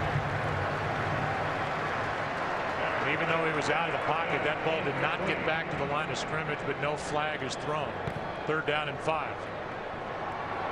I just think we're seeing Matthew Stafford move around within the pocket a little bit more probably than what he needs to. He's working the left side of the field. He could have gotten it to the young rookie receiver Titus Young, and even though it wouldn't have been a first down, it would have been positive yardage. Now Jerome Harris into the backfield. On 3rd down and 5. Stafford over the middle, broken up by Jenkins, trying to get it to Calvin Johnson. It was good coverage by Mike Jenkins. He's going to come up, as you see. He does get a little bit of a contact there on Calvin Johnson, but he had help over the top, and so he was able to play the route underneath and just try to shadow Calvin Johnson as best he could, and he did a nice job. And really nowhere for Stafford to try to fit that throw. This is the 5th punt. The rookie Donahue. And it's a good one.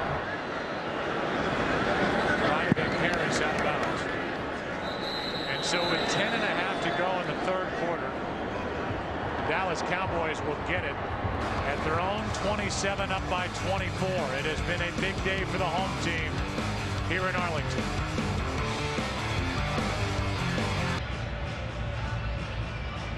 So the offensive line now talking it over group by group. They've gone over that sideline and trying to figure out what's happened here for a team that came flying in 3-0.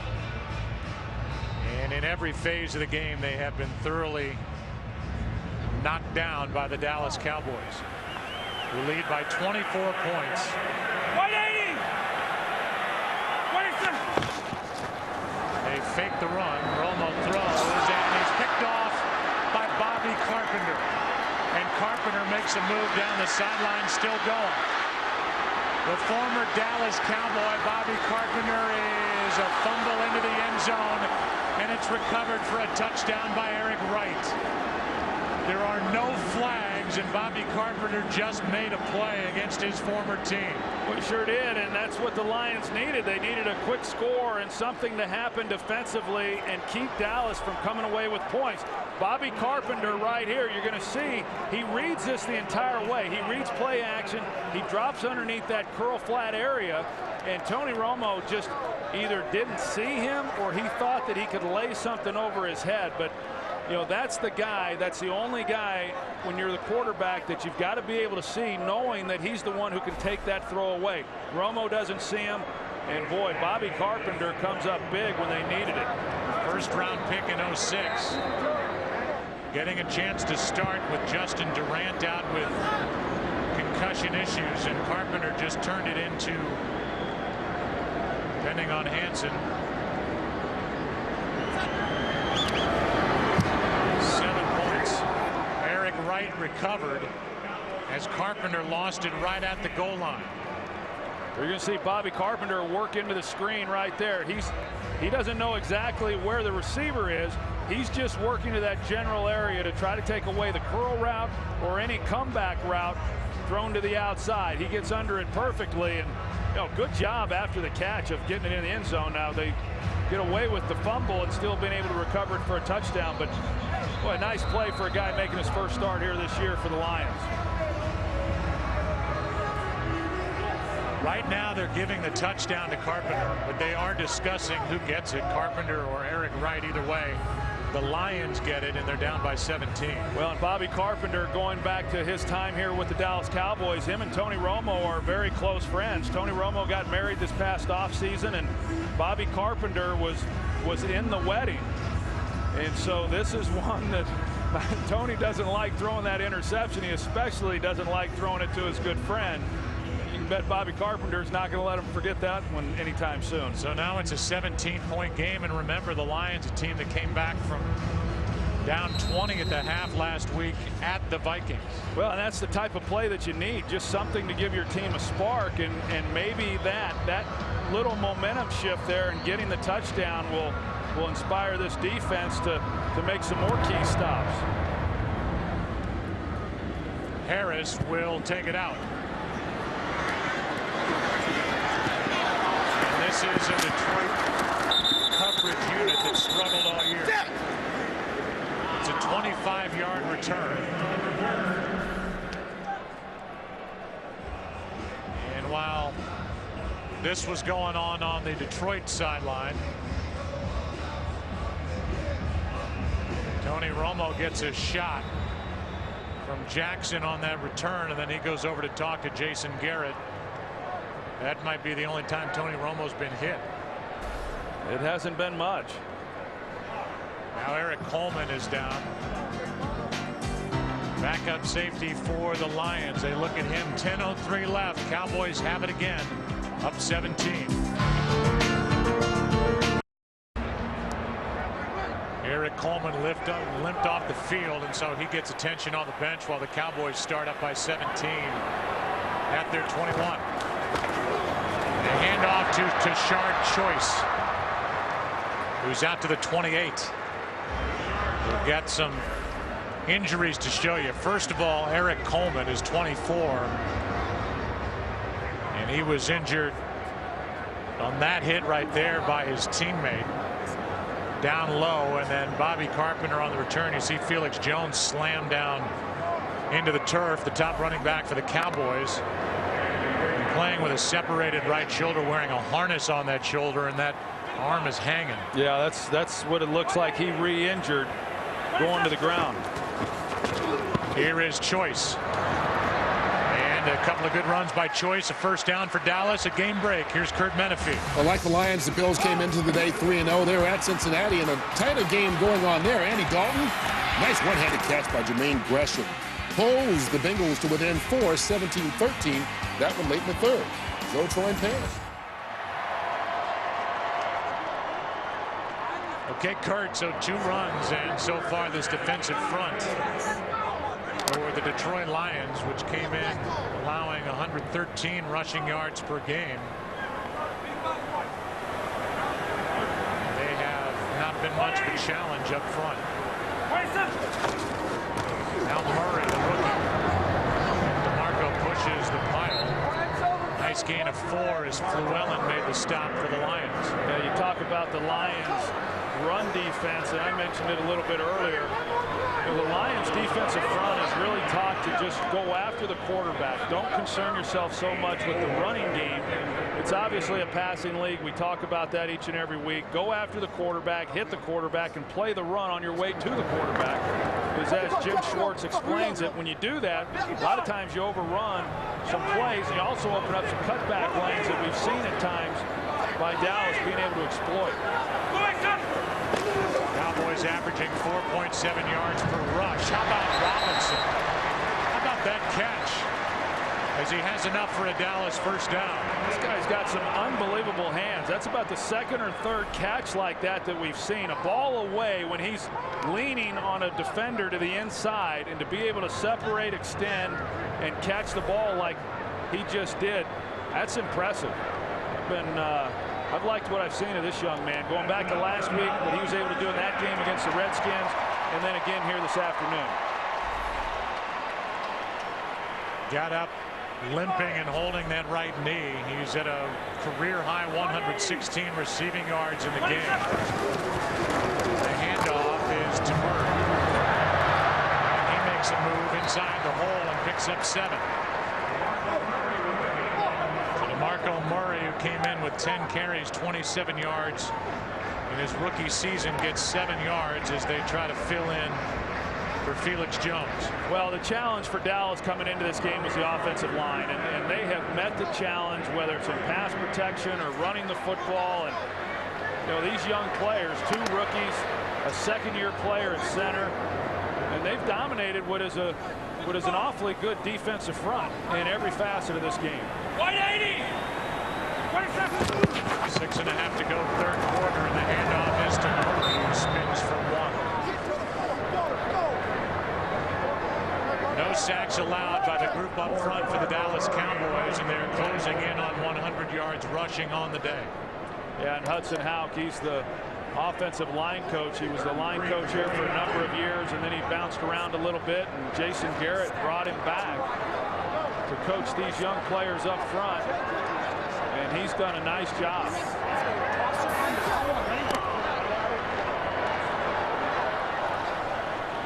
Now 3rd down and 2.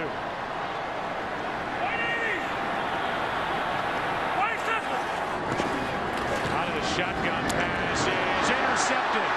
Houston, and now he's got room to run. Down the sideline, and Houston has just turned in another defensive score. And in a blink, a was down by 24 points can turn this into a 10-point game. Well, we talked about them not getting very aggressive with the receivers. Chris Houston does this time. He anticipates the slant route by Robinson. Robinson unable to cross his face. He's trying, but Houston plays that beautifully and gets in front of Robinson and then makes a heck of a catch on that and a great return for the touchdown. You know, we've seen the Cowboys throwing that slant now a number of times in this game, but Chris Houston finally challenged the receiver, got in front of him, didn't let Robinson cross his face, and he comes away with the interception. You're right. The only way the Lions get back into this game the way they have is to have happen what just happened on 2 interceptions, both returned now for touchdowns on consecutive possessions. They're going to take a look at the scoring play to make sure that Houston stayed in bounds, but this is a game now. Let's take a look at his trip down the sideline and see if he stayed in.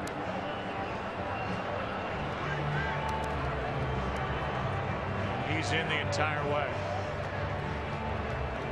So the Lions, with this defense, they came in 3rd ranked in the NFL, allowing the opponent's passer just a 69.1 rating. Top mark for a defense in the NFC. Behind the Jets and Tennessee across the NFL, and Tony Romo has thrown 2 interceptions. First career interception for Bobby Carpenter, which was followed by his first career touchdown. And now Chris Houston gets his first score.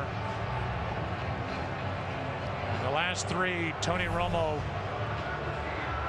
passes, 2 of them have gone for what they call now a pick 6, an interception, and 6 points on the other end. Yeah, there's no doubt he's in bounds the entire way. Tony Romo, we saw him there on the sidelines. He's asking himself, what in the heck is going on? And what you've got to do if you're Detroit, when you're down like that, it's easy to play the game for the Cowboys when you're holding that kind of lead.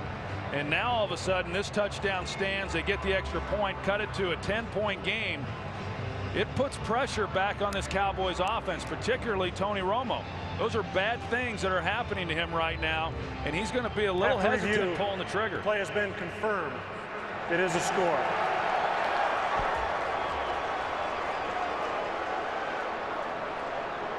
So the extra point to make it a 10-point game here in Arlington, Texas, and the Detroit Lions, because of their defense, has climbed right back in it.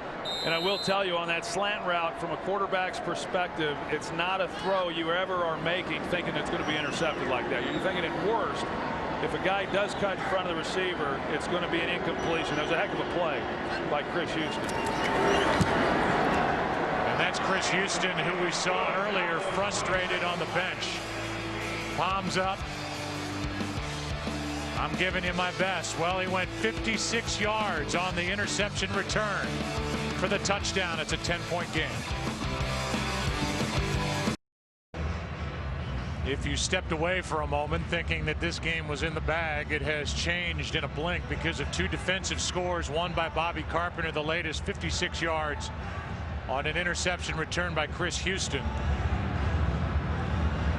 And with 5.5 to go in the 3rd quarter, it's a 10-point game with Dwayne Harris waiting for the kick from Jason Hanson, who starts inside the 20. Run out of breath before you get to the ball. So last week was the largest comeback in team history, and they've trailed by as many as 24 here today. And this drive will start at the 20. Well, this can be a crazy game as we welcome you inside our broadcast booth, and it was the defense for Detroit.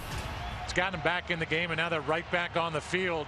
As you said, and I agree with you, there's pressure now on Dallas to not let this thing get any closer. Well, there's pressure on Tony Romo because right now he's got some negative thoughts, you know, after the last 2 throws that have been intercepted for touchdowns as to, okay, am I going to try to fit a tight throw in again, or how exactly am I going to play this? But yeah, 10-point game now with plenty of time. You got to believe the Detroit Lions, certainly defensively, they feel great. I even think this has been a huge spark for the offense. See if that front for Detroit gets charged up here on this possession, and this is going to be 5 easy yards for the Dallas offense.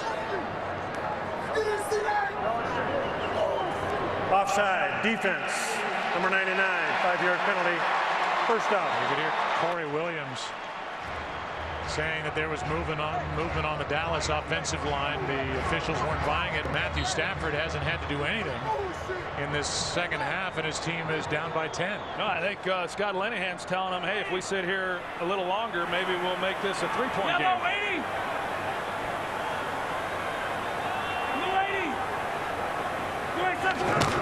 Now 1st and 5.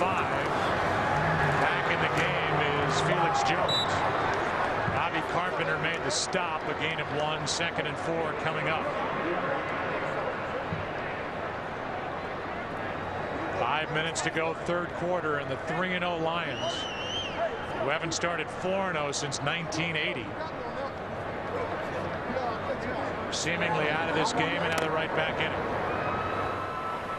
4-4. 54.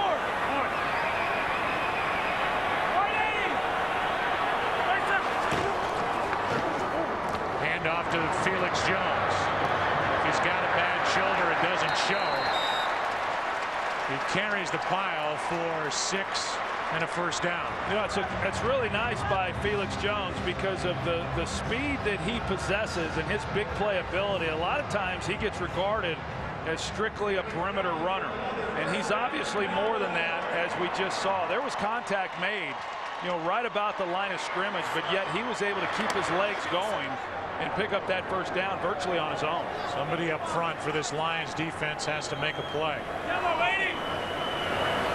Yellow 80. 55. Hey, kill. White 80. 27.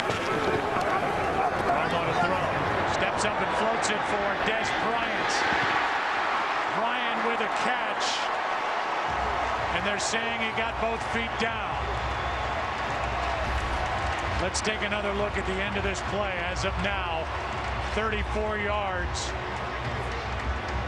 Now that's coming back. He was bobbling, and when he has possession there, he just gets his left foot down, and then before he's taken out, the Cowboys trying to get it snapped. They're not going to be able to. Right, he's challenged the previous play of a completed catch versus incomplete. We'll review the play. Yeah, you're right. That bobble costs him the completion. Yeah, if he catches this clean right there, then he's going to be able to get both feet down. But instead, the left foot is the first foot down with possession before he's knocked out. I tell you, that was a good call there by Tony Romo at the line of scrimmage. You heard him say kill. He called off the running play. The Lions were stacked up at the line of scrimmage, one-on-one on the outside. He knew that, and then he got Des Bryant to go with the double move against Eric Wright. They had everything. They just weren't able to make the execution and keep him in bounds.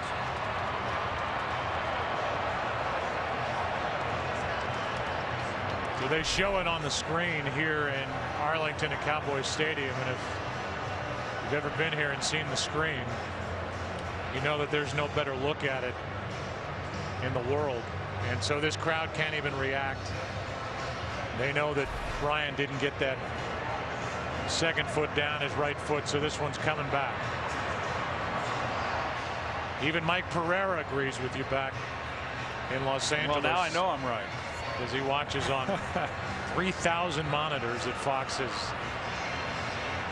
provided for him. There is no more force out there used to be in this league. I see Mike Pereira getting high fives down there. He doesn't know I can watch him. Jerry Jones rubbing his hands together, wondering what's happened to this 24-point lead. Yeah, you can see Des Bryant there, you know, probably disappointed in himself not being able to haul that one in, because as I said, after perfect reviewing execution. The play, the receiver only got 1 foot down with possession. The ball was bobbled and play was forced out of bounds. It's an incomplete pass. Detroit is not charged with the timeout.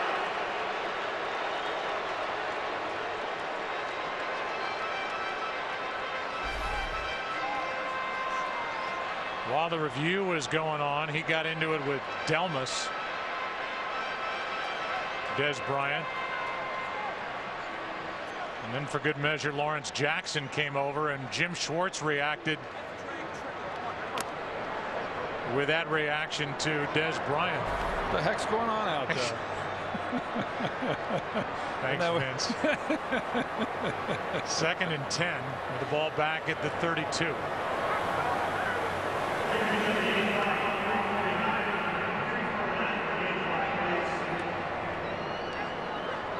Jim Schwartz is not a shy guy and is no shrinking violet. It's taken a lot to try and reverse course with this organization and change the mindset within that locker room. And he's done a tremendous job as he coaches here in his 3rd season. 2nd and 10 out of the shotgun. Romo over the middle, completes. That's Martellus Bennett. Brings up a 3rd down and short as Bennett got 7. See now here what happens on this 3rd down is to, whether or not the Lions are able to make a stop. The Cowboys, converting very well here in this ball game, over 50% up to this point. But if the Lions are able to make a big stop here and get the ball back to their offense and not give up any points on this drive, I think that's going to be pretty good stuff for them defensively, and then see what their offense is able to do after not having been on the field for a while.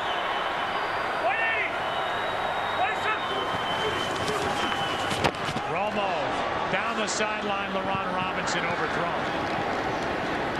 Romo ends up on the ground, and with 3:02 left, and now a flag for the hit on Romo. This is big. Personal foul. Roughing the passer. Number 90. Defense. Contact to the quarterback's head.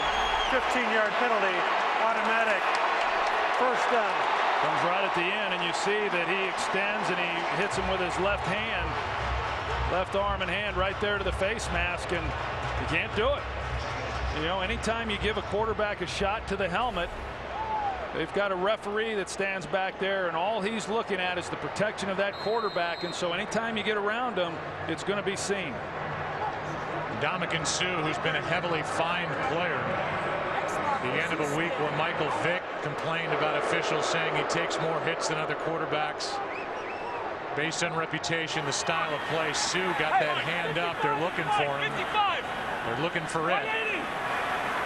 That is a big 15-yard penalty. So the Cowboys hang on to the ball, and now finds Witten, does Romo. How does he stay up? Down to the 9, Jason Witten.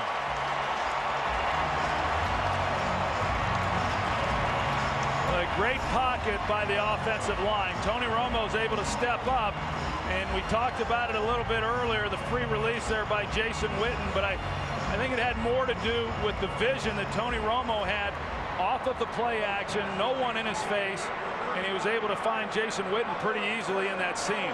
John Wendling hit Witten with a ball in the air. There was a bobble. And you can obviously circle that penalty called against Ndamukong Suh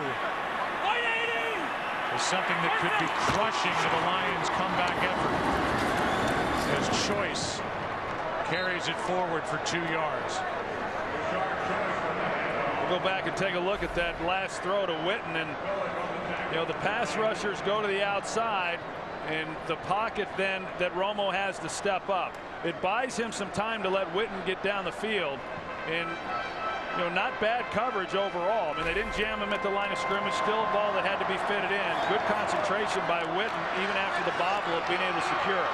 37-yard completion. Now it's 2nd and goal. The ball at the 7. High formation. They fake it to Jones, and now Phillips, who started the play as the fullback, is dragged down by Tulloch at the 5. 3rd and goal. That's one of the things about this linebacking core is they do run pretty good, particularly Stephen Tulloch. So you try to outflank him there on the outside, and Tulloch with his speed is able to get there for minimal gain. Stafford's going to have to get loose again. Under a minute to go in the quarter. 3rd down and goal.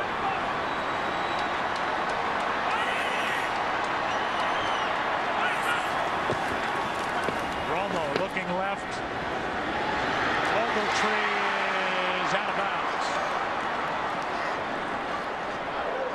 Coverage on the play by Eric Wright, and Ogletree Crabtree could not get the catch secured before he headed out of bounds.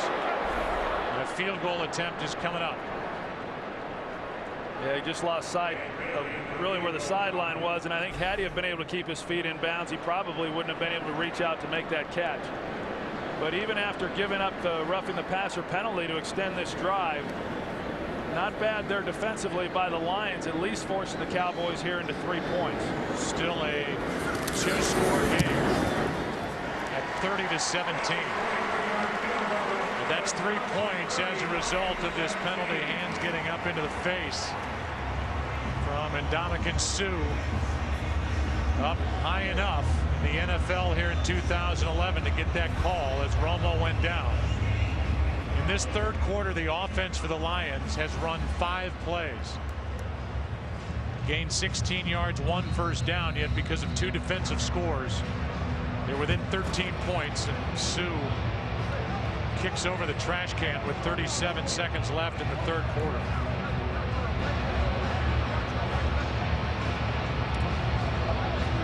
Romo, meanwhile, has thrown 2 interceptions for touchdowns.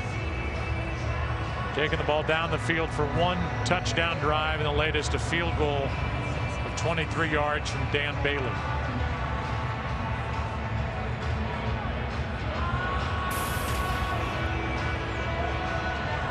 That bottom line, a big part of it. 75 yards, though, in a drive that ate up 5 minutes. And now Stephon Logan will wait for the kick from Bailey.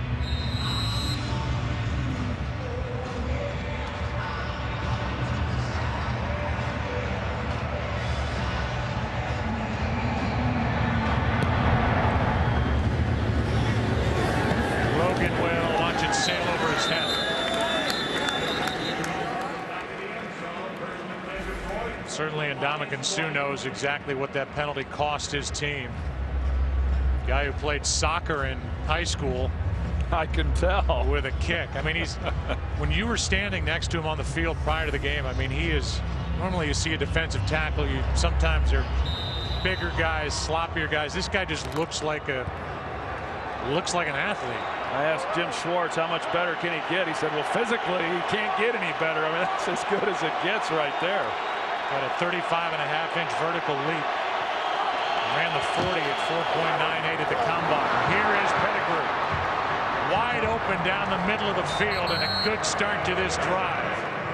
22 yards to the big tight end, Brandon Pettigrew. And Victor Butler, he just turns him completely loose. A breakdown in coverage. We've seen that a few times now from the Cowboys. The Lions just have failed to take advantage of it until that last reception by Pettigrew.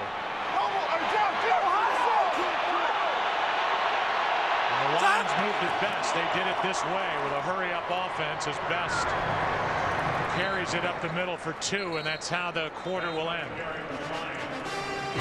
It's a 13-point game in Texas. Back after this from your local Fox station.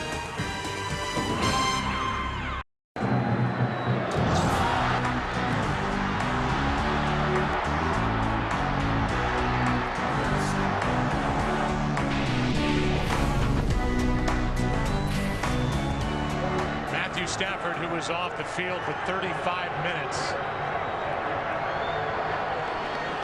Through a completion to Pettigrew, then a short run by Best. Now it's 2nd and 8.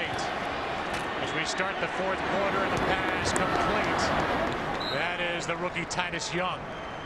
A first down inside Dallas territory. Cowboys, who led 27-3 with just over 10 minutes left in the third quarter. 2 interception returns for touchdowns. Cut it to 10 with 4.5 minutes left. The field goal makes it a 13-point game here in the last quarter of play. Well, the Cowboys have at times here. They've singled up Calvin Johnson. They've given looks like they're going to double. They've dropped a safety in. Matt hadn't yet seen that, though. Over the middle, Titus Young making moves, and now looking for a block from Calvin Johnson. He shoves the helmet of Barry Church off his head. And it's an 18-yard catch and run. I like this Titus Young, too. You know, we were talking about LaRon Robinson for the Dallas Cowboys. Here's another young receiver who has had an opportunity this year, and he's done very, very well. And then, of course, Jeff Backus working pretty hard on DeMarcus Ware, who we haven't talked a lot about here this afternoon either. But Titus Young, missing the offseason, no work, got hurt early in training camp. They're still kind of figuring out what he's all about. I can tell you, he's going to be a pretty special player.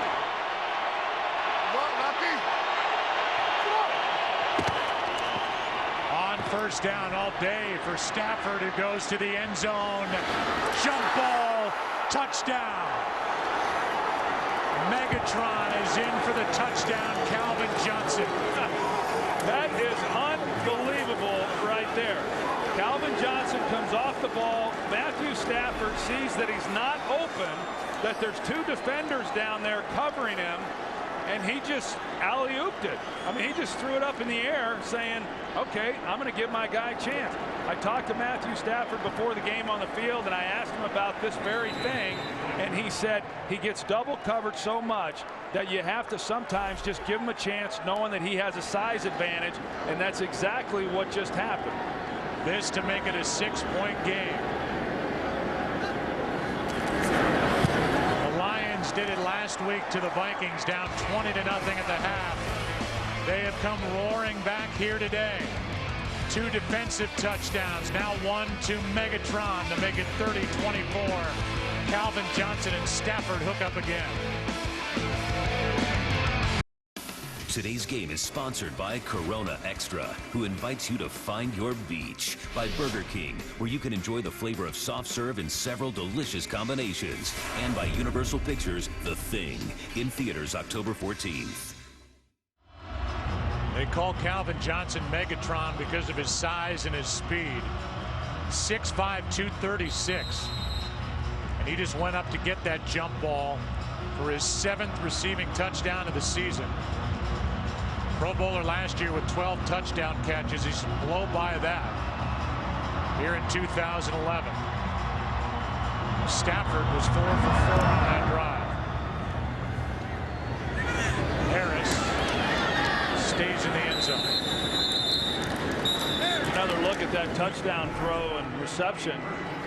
As Calvin Johnson came off the ball, it wasn't anything in particular. He's just running a seam route, but you see he's kind of positioning himself, and the big thing was Matthew Stafford was not getting any pressure in the pocket, so he was holding it, and then as soon as he sees that Calvin Johnson's in a position to make a play, he just throws it up.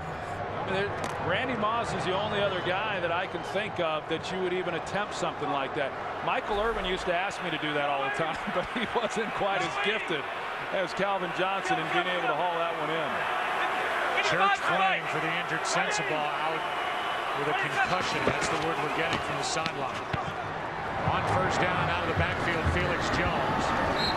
And now up front, they make a play. Averill made the hit, and he was there with Houston, who has an interception return for a touchdown.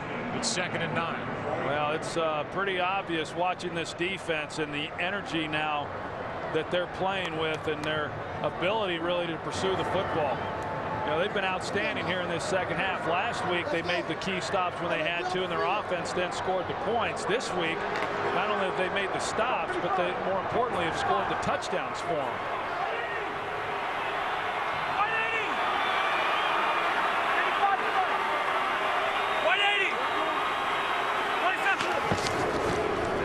Second down and 9. Pretty good hole for Felix Jones. He crosses the 25. Gained 5 and a 3rd and short coming up. Come back on Ndamukong Suh there in the middle, and this is what you get when you're the type of player that he is. You get 2 bodies banging on you, and they've got to control him, and for the most part the Cowboys have been able to do that. Now 3rd down and 4.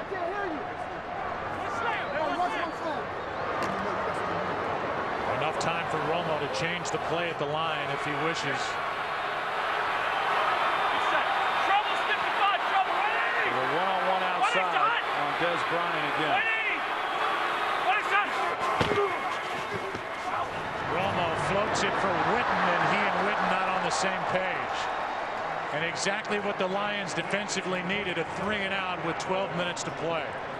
Yeah, I'm not sure exactly. You know, you don't see this very often between these two guys, Jason Witten and Tony Romo. They've been playing together for quite a while now, and you know, usually it's like clockwork, but Jason Witten clearly thinking that ball was going to be thrown up the seam. I think maybe Romo thought that with coverage he could hit the back shoulder, but a miscommunication and a great stop there defensively by the Lions. Pryor hits a high hanging punt. Logan with a fair catch at his own 33. Red eyes and all, little tap on the helmet for Romo. What a game this has turned into. Lions have it down 6.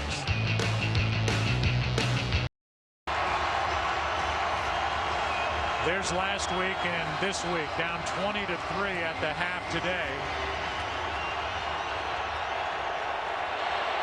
They've returned 2 interceptions for touchdowns in the same game for the first time since 05. And down by 6. This should cost Dallas 5 yards.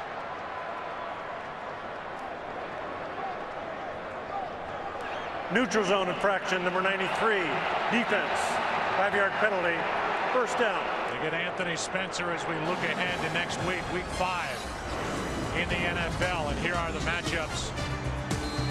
Seahawks and Giants, Eagles and Bills, which is obviously a very good game. Saints, Panthers, Cardinals, Vikes, Buccaneers, and 49ers starting with a Built Ford Tough. Fox NFL Sunday pregame show at noon Eastern, 9 a.m. Pacific. Defense trying to get this crowd back into it. Matthew Stafford able to use the hard count on that last play, which drew the offsides. Now they have to go silent. Stafford throws for Johnson, and he almost came down with that.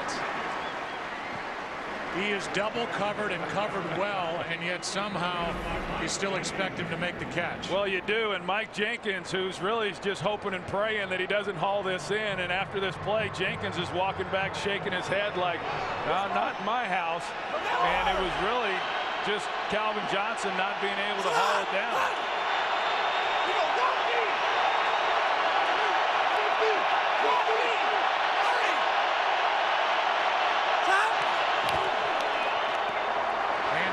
To Javon Best, and it'll bring up 3rd and short as he picks up 3. You know, if you're one of these corners out there, you've got Calvin Johnson. I know, Joe, you said, you know, 6'5", 235. I think he's bigger than that, to be honest with you. I mean, I don't know that he's much taller than that, but he's probably 240 or more. And the jumping ability of his, shoot, no matter what you do to him, knowing that, hey, they could throw it up. They could right now, too, with Terrence Newman on him. Stafford looks that way, throws, and completes for the first down. So Rob Ryan was aggressive. Newman gets up, slapping at the turf, and on 3rd down and a couple, the completion to Calvin Johnson. Well, he shouldn't be slapping the turf because there's really not much he can do. You're guarded against, you know, in that situation, 3rd and short, you're playing the run. You got to expose your corner and not give up the big play. Best is slammed down by Spencer. A loss of 1.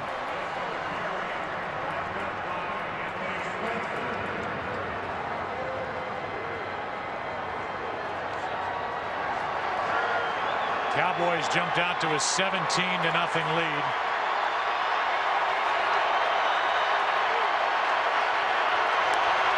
Led by 24 points with 10 plus to go in the 3rd quarter. Now it's a 6-point game.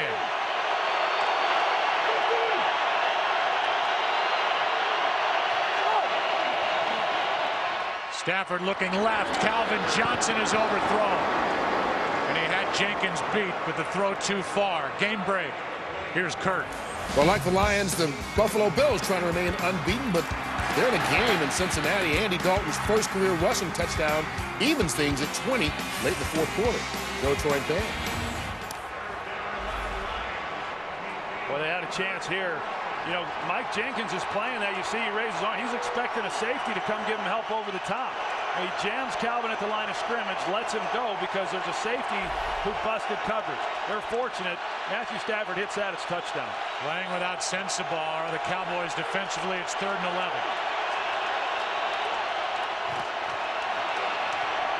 Stafford. Penalty flag flies, and the pass incomplete.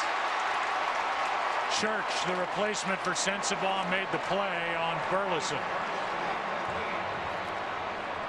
And this call is against Detroit. Holding. Number 76. Offense. Penalty's been declined. Result of the play. 4th down. So Rob Ryan's group comes up with a stop. Yeah, it was a good stop by Dallas because Detroit had a couple of opportunities there, and of course the holding penalty on the last play would have brought it back, but Stafford had a couple of guys open that they failed to take advantage of. Donahue punts it. Harris stays away. Penalty flag is on the ground, and this ball will be tapped at the 5. Flag is down on the near sideline. Good punt by the rookie Donahue. 45-yard punt. Nothing on the return, and we'll get the call from John Perry. During the kick, holding. Number 20 of the return team, half the distance to the goal. 1st and 10. Dalton. They get Allen ball. Cowboys are backed up near their own end zone, up by 6. Today's game is sponsored by the Ford F-150, the only truck available with EcoBoost. This is the first time the Cowboys have started inside their own 20. This time they start inside their own 3. Up by 6. Under 10 to go. 55. 190. What is on? Come on.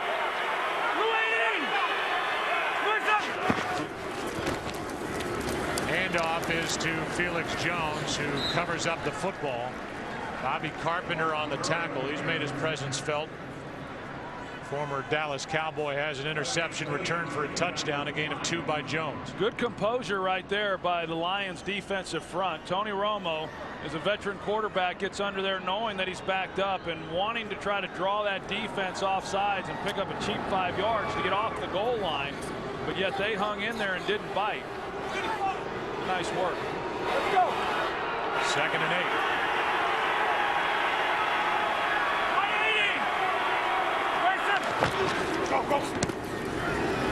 Handoff is to Choice, and he got nothing. Now that defensive front, with all of their abilities, Tulloch made that tackle, but up in front of that linebacking group, you got Sue and Averill and Corey Williams and Vanden Bosch.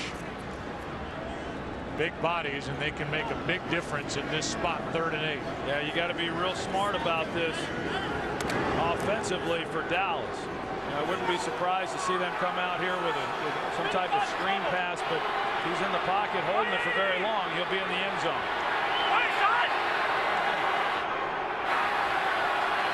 Takes 2. 180. On 3rd and 8, Romo gets hit. The pass is caught by Deshaun Choice, but Averill made the play. And a gain of just 2. Well, that kind of gives you an idea there defensively, Cliff Averill and the type of player that he is, that they're going to bring pressure, and with that, trying to get the hit, which they do then on Romo, make the ball come out of his hands. But if Averill's not able to get to the sideline and force that out of bounds, that's a big gain, one-on-one. What a great stop there defensively by the Lions, and now they're going to give the ball back to their offense with probably the best field position they've had all day. McBriar with Logan on the return. And Stephon Logan is forced out, but inside Dallas territory. 53-yard punt, but a 14-yard return. Lions have it inside Cowboy territory, down 6. As you look at the offensive leaders for the Lions, Stafford's day best. Calvin Johnson, who has that touchdown. He's had 2 touchdown catches in each of the first 3 games. He has 1 today, and this is the first time the Lions have started a drive inside Dallas territory, down by 6. Stafford over the middle hits Pettigrew, and he's dragged down by Sean Lee after a gain of 9. Well, now we see Detroit going back into their hurry-up offense, really no huddle offense. There's no urgency to it. But Jeff Backus, and now they've replaced Jeff Backus. He came off the field. Corey Hilliard takes his spot at left tackle. He's got DeMarcus Ware over the top of him. That's not a good situation to come into. Coming in cold. And yet they throw it.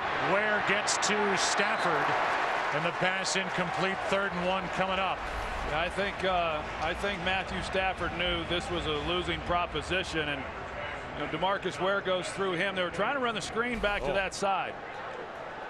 Now they're checking Jeff Backus over here to see if he's going to be able to go back into the lineup. I was a little bit surprised considering you lose your left tackle.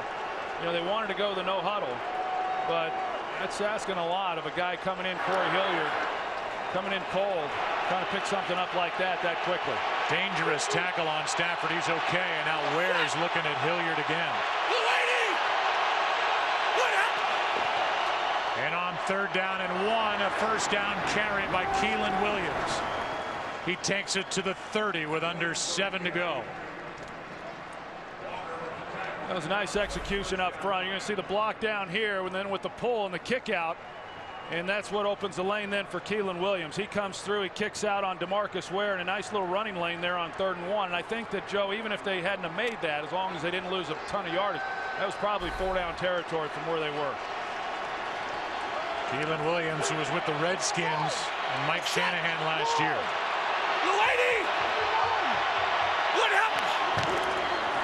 On 1st down, he gets it again. Over the right side, penalty flag flies. Looks like a hold as Perry threw it. Holding, number 66. Offense, 10-yard penalty, 1st down. Former Dallas Cowboys, Stephen Peterman. Like a wrestling scrum at the end of that play when the flag was thrown. Peterman, the right guard, he's going to pull out.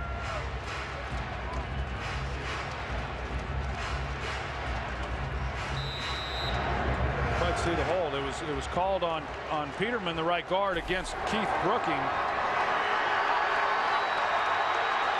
Brings up 1st and 20.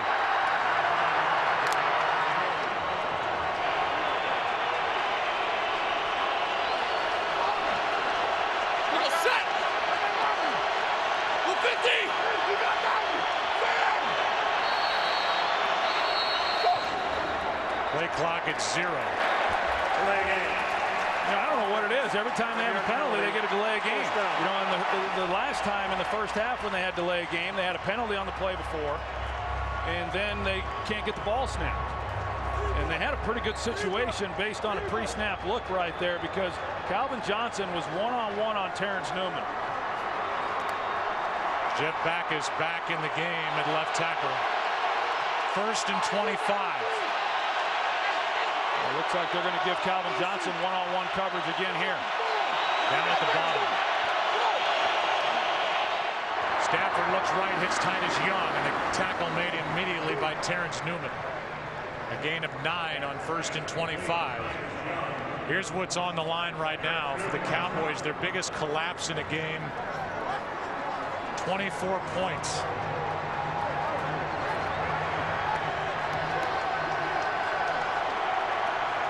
It would be a new record for the Dallas Cowboys. There's Calvin Johnson again on 2nd and 16. Backpedaling as he throws, and the pass complete. Pettigrew, a missed tackle, and Brandon Pettigrew is down inside the 10 to the 8. A penalty flag is down on the sideline, and we'll get the call. Pass interference. Off.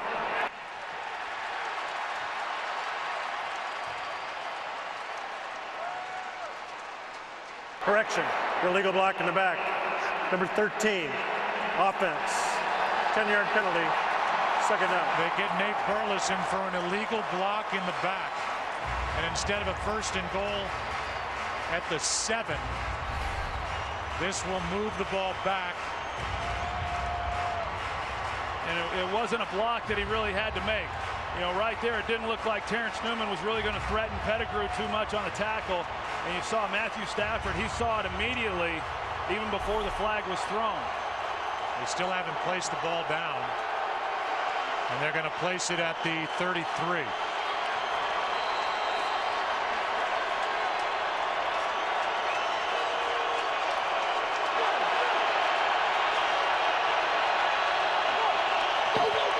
Second and 12. Stafford to the end zone. And nothing there. But they're going to throw a flag. Terrence Newman and Titus Young. And it's pass interference. But against which side? No early indication. Rob Ryan thinks it's against Detroit. And it is.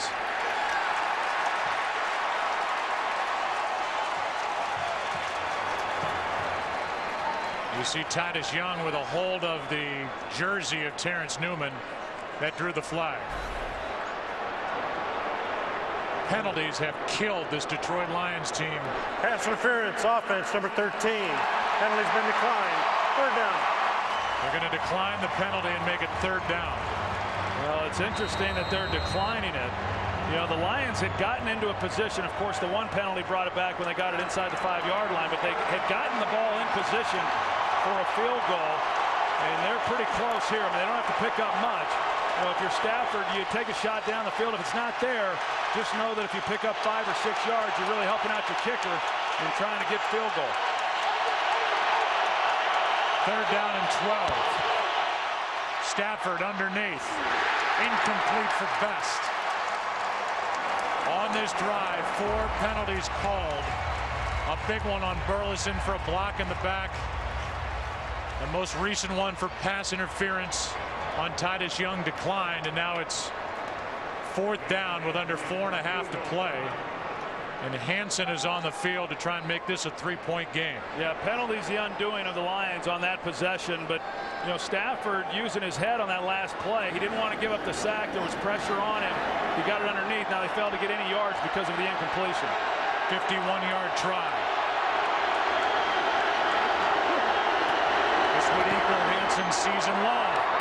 Jason Hansen, perfect.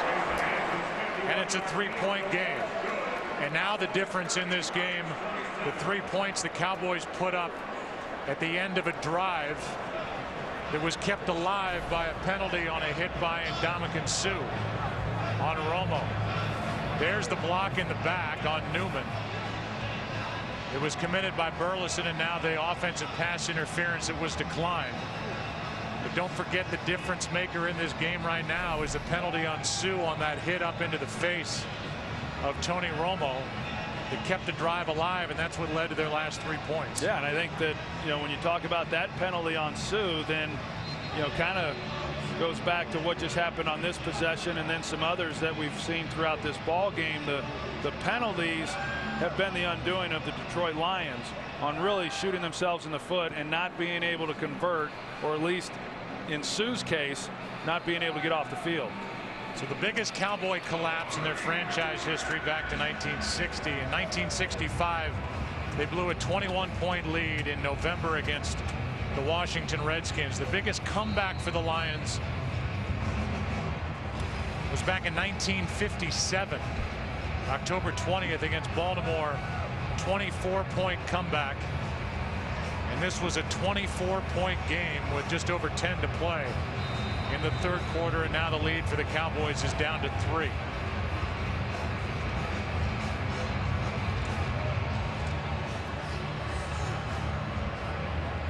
Hansen will kick it away. Lions have all 3 of their timeouts remaining, and this drive will start at the 20 for Dallas. Here's that big penalty, the only points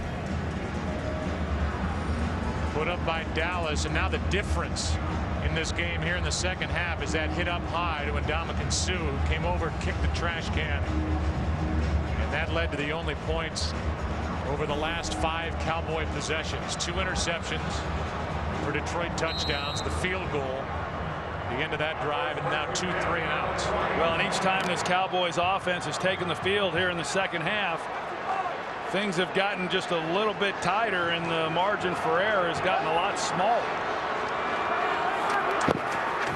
From the 20, they'll start with a throw, and over the middle, this one is picked off. Intercepted by Tulloch. A penalty flag is down. And the indication is hold against Dallas. That pick should stand. Holding. Number 63. Offense. Penalties decline. Result of the play. 1st and 10. And the 3rd interception of this half thrown by Romo. Yeah, the hold was against Sue, and Tony's in the pocket. He's just trying to lay one down the middle.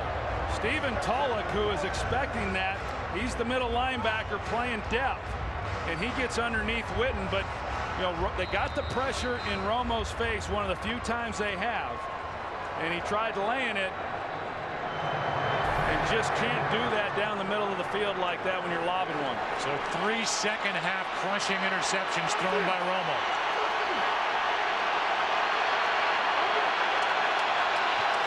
How bad will this one hurt Dallas?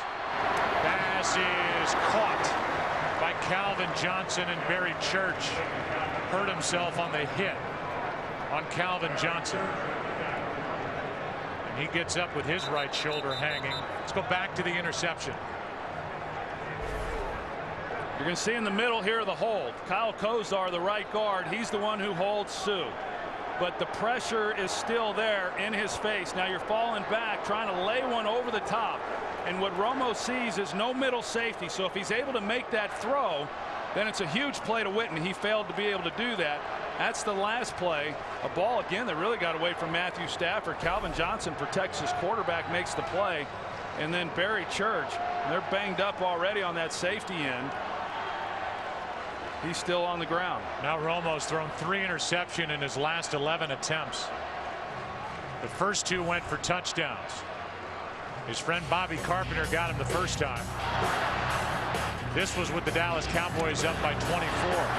That was returned for a touchdown, as was that by Houston, and now the most recent by Tulloch. Think about the Lions in the second half and overtime the last 2 weeks. At Minnesota, they outscored the Vikings 26-3, including overtime. And today they've outscored the Cowboys 24-10, and they don't look like they're finished. You go back and look at that interception, Joe, and what Tony Romo saw. There's no safety in the middle, so Witten is beyond everybody at that point. And Tony, because he was throwing off his back foot, could not get enough on it. But I see what he saw, or at least what he didn't see, and what he didn't see was a safety in the middle of the field. You're going to see right here, there's nobody beyond Witten, and so Romo's feeling, if I can get it far enough out there, that's a huge play then to Jason Witten. The problem is that's a tough throw to make in those circumstances when you're not able to step up in the pocket because of the pressure. Second down and 1. Quick throw. Calvin Johnson down inside the 20. And with 3.5 to go, Matthew Stafford in his homecoming has got his Lions inside the 20 at the Dallas 16, down by 3. Yeah, my guess is that, you know, obviously the Lions, they want to score a touchdown, but they also want to try to take some time off this clock too.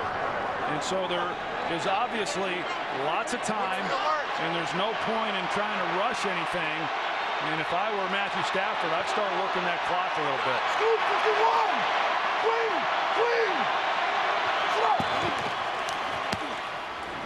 Best.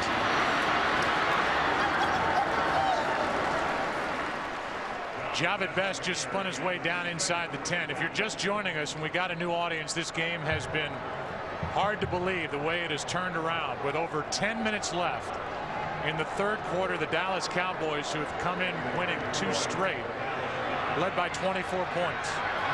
The defense in back-to-back series turned in interceptions against Romo into touchdowns. Returned for touchdowns, have chipped away, and now they're within 3.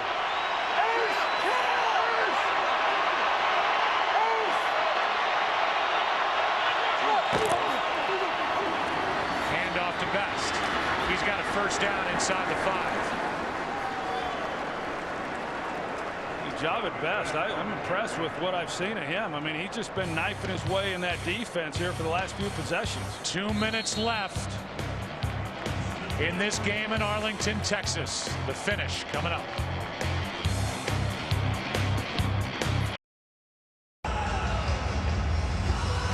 It is a 3-point Dallas lead. The Detroit Lions are knocking on the door with a 1st and goal at the Dallas 4. 2 minutes left. Lions have all 3 of their timeouts. Cowboys have 2. Here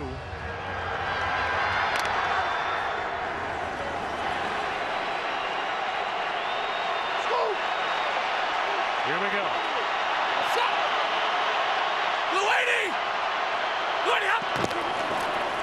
Handoff is to Keelan Williams. He goes nowhere.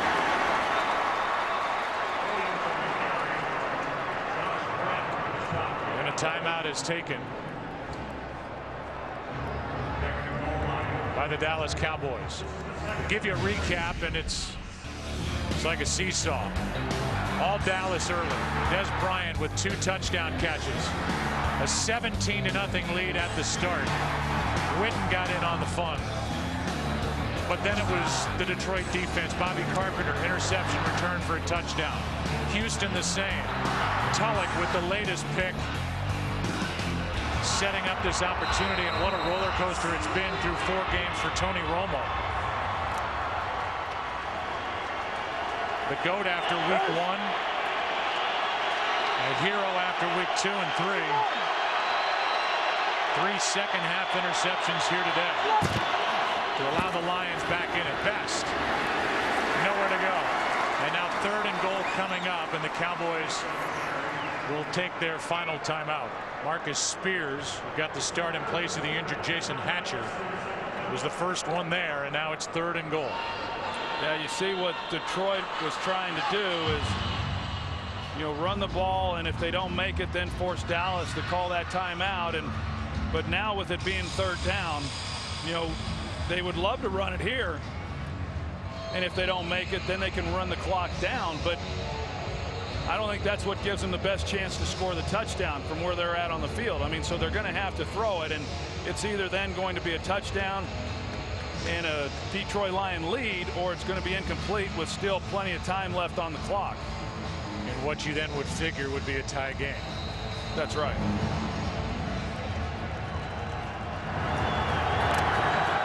Who would have thought this game could come down to this play?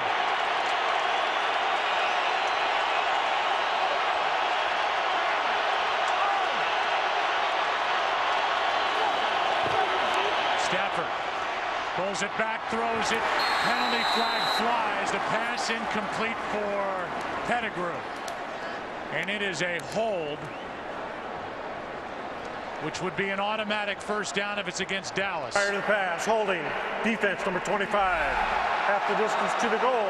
They held Brandon Pettigrew right there, coming off the line. Frank Walker, Pettigrew, a big body, a guy who, if you're going to guard 2 guys down here, it's going to be Calvin Johnson and Pettigrew, and Frank Walker trying to keep him from getting off the line of scrimmage. Rightfully so. You can jam him, but you can't hold him like that when he's trying to get away. Now 1st and goal. No timeouts remain for Dallas. And if you're Jim Schwartz sitting there thinking, wouldn't mind just kind of taking some time off this clock here. If I knew we could score on 2nd or 3rd down. They lob it. Calvin Johnson with a touchdown, but a flag is down in the back of the end zone. Defense, 12 men on the field at the snap. Penalties decline. Result of the play, touchdown. And for Calvin Johnson, that is 4 straight games with 2 touchdown catches in each, and this one puts Detroit on top for the first time today. 12 men on the field against Rob Ryan's defense, and this comeback for the moment has Detroit on top with a chance to go on top by 4. Well, you can't double them down here. When you get that close to the goal line, you've got to cover them with one guy. Terrence Newman, he draws the short straw, and As we've talked about, Matthew Stafford, he knows that he's got a size advantage with Calvin Johnson. Just give him a chance. Calvin Johnson came down pretty hard. He's got 8 touchdown catches, 2 in each game, but now a minute 39 remains for the Cowboys, who will get it back, but no timeouts, and this would be the biggest collapse in Cowboy history. 3 weeks after they blew their first game in the fourth quarter when leading by 14 or more at the Jets. A big extra point makes it a 4-point game. The Lions are a minute 39 off this clock away from starting 4-0. This is remarkable. You know what we've seen throughout that first half. The Lions played about as poorly as they could play, and even to start this second half. And the only chance they really had of getting back into this game was to have some big plays made by their defense. And the defense not only made the big plays, but they got the touchdowns as well to really help out this offense. And you could see the momentum starting to shift at that point. And then the defense started getting the stops that they had last week against the Vikings. And you know, this is remarkable that 2 weeks in a row the Lions would come back from those type of deficits. That's hard to do at any time, especially difficult to do on the road. Lions have outscored the Cowboys 31-3 over the last 23.5 minutes. And again for Detroit, the last 2 games in the second half and overtime, they've outscored the Vikings and Cowboys by a combined 57-13. That's what they've done in this game alone against Dallas. 14 of them directly put up by the defense on interception returns for touchdowns by Carpenter and Houston. And so with a minute 39 left, down by 4, Tony Romo can rescue what has been a nightmare second half and a historic Dallas Cowboy collapse. Yeah, and for the Lions defensively, I mean, it comes down to them. It comes down to them being able to make a play, and I don't know that Jim Schwartz would like it any other way. But as bad as it has been here in this second half for Tony Romo, you're right. I mean, he's one play, he's one possession away from still being able to come out of this thing with a win. Over the middle, it's Witten. Jason Witten gets 9.5. No timeouts. No timeouts, and Detroit will give up the underneath things. They just don't want the receivers catching the ball, getting out of bounds, and stopping the clock. Pass caught by Witten, left alone, and he's got a first down. Tony Romo's pretty good in these situations. He'll take that and get it down the field to at least give himself a chance at the end of regulation to take some shots into the end zone. He gets it to Witten, who hops out of bounds. So 3 in a row to Jason Witten.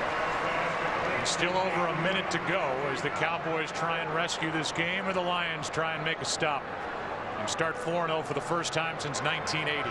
You know, you watch these situations over and over, and a lot of times younger quarterbacks, they think they've got to get it all at one time. You can get the ball down the field pretty quickly by taking those 8-9-yard completions because the defense is so guarded about giving up the big play. I mean, already, as you said, Cowboys are almost at midfield.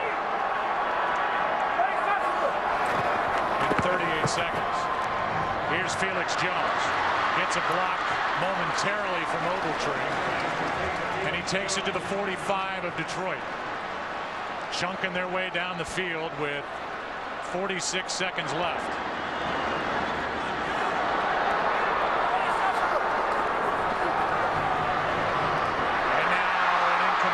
Stops the clock. Well, you see now, and what happens, Joe, with that incompletion is it allows Jim Schwartz to bring in another wave of defensive linemen. You can't substitute when you're in the no huddle. And Corey Williams and Cliff Averill and that group, they were exhausted. There was no real pass rush to speak of. The incompletion, the drop by Felix Jones allows now a fresh set of down linemen to rush Romo. Lawrence Jackson comes in along with Willie Young. Vanden Bosch on the sideline. 2nd and 10. 4-man rush. Romo is sacked. They finally get to Romo, and it's Willie Young Willie Young better quit dancing and get lined up. Cowboys hustle back to the line.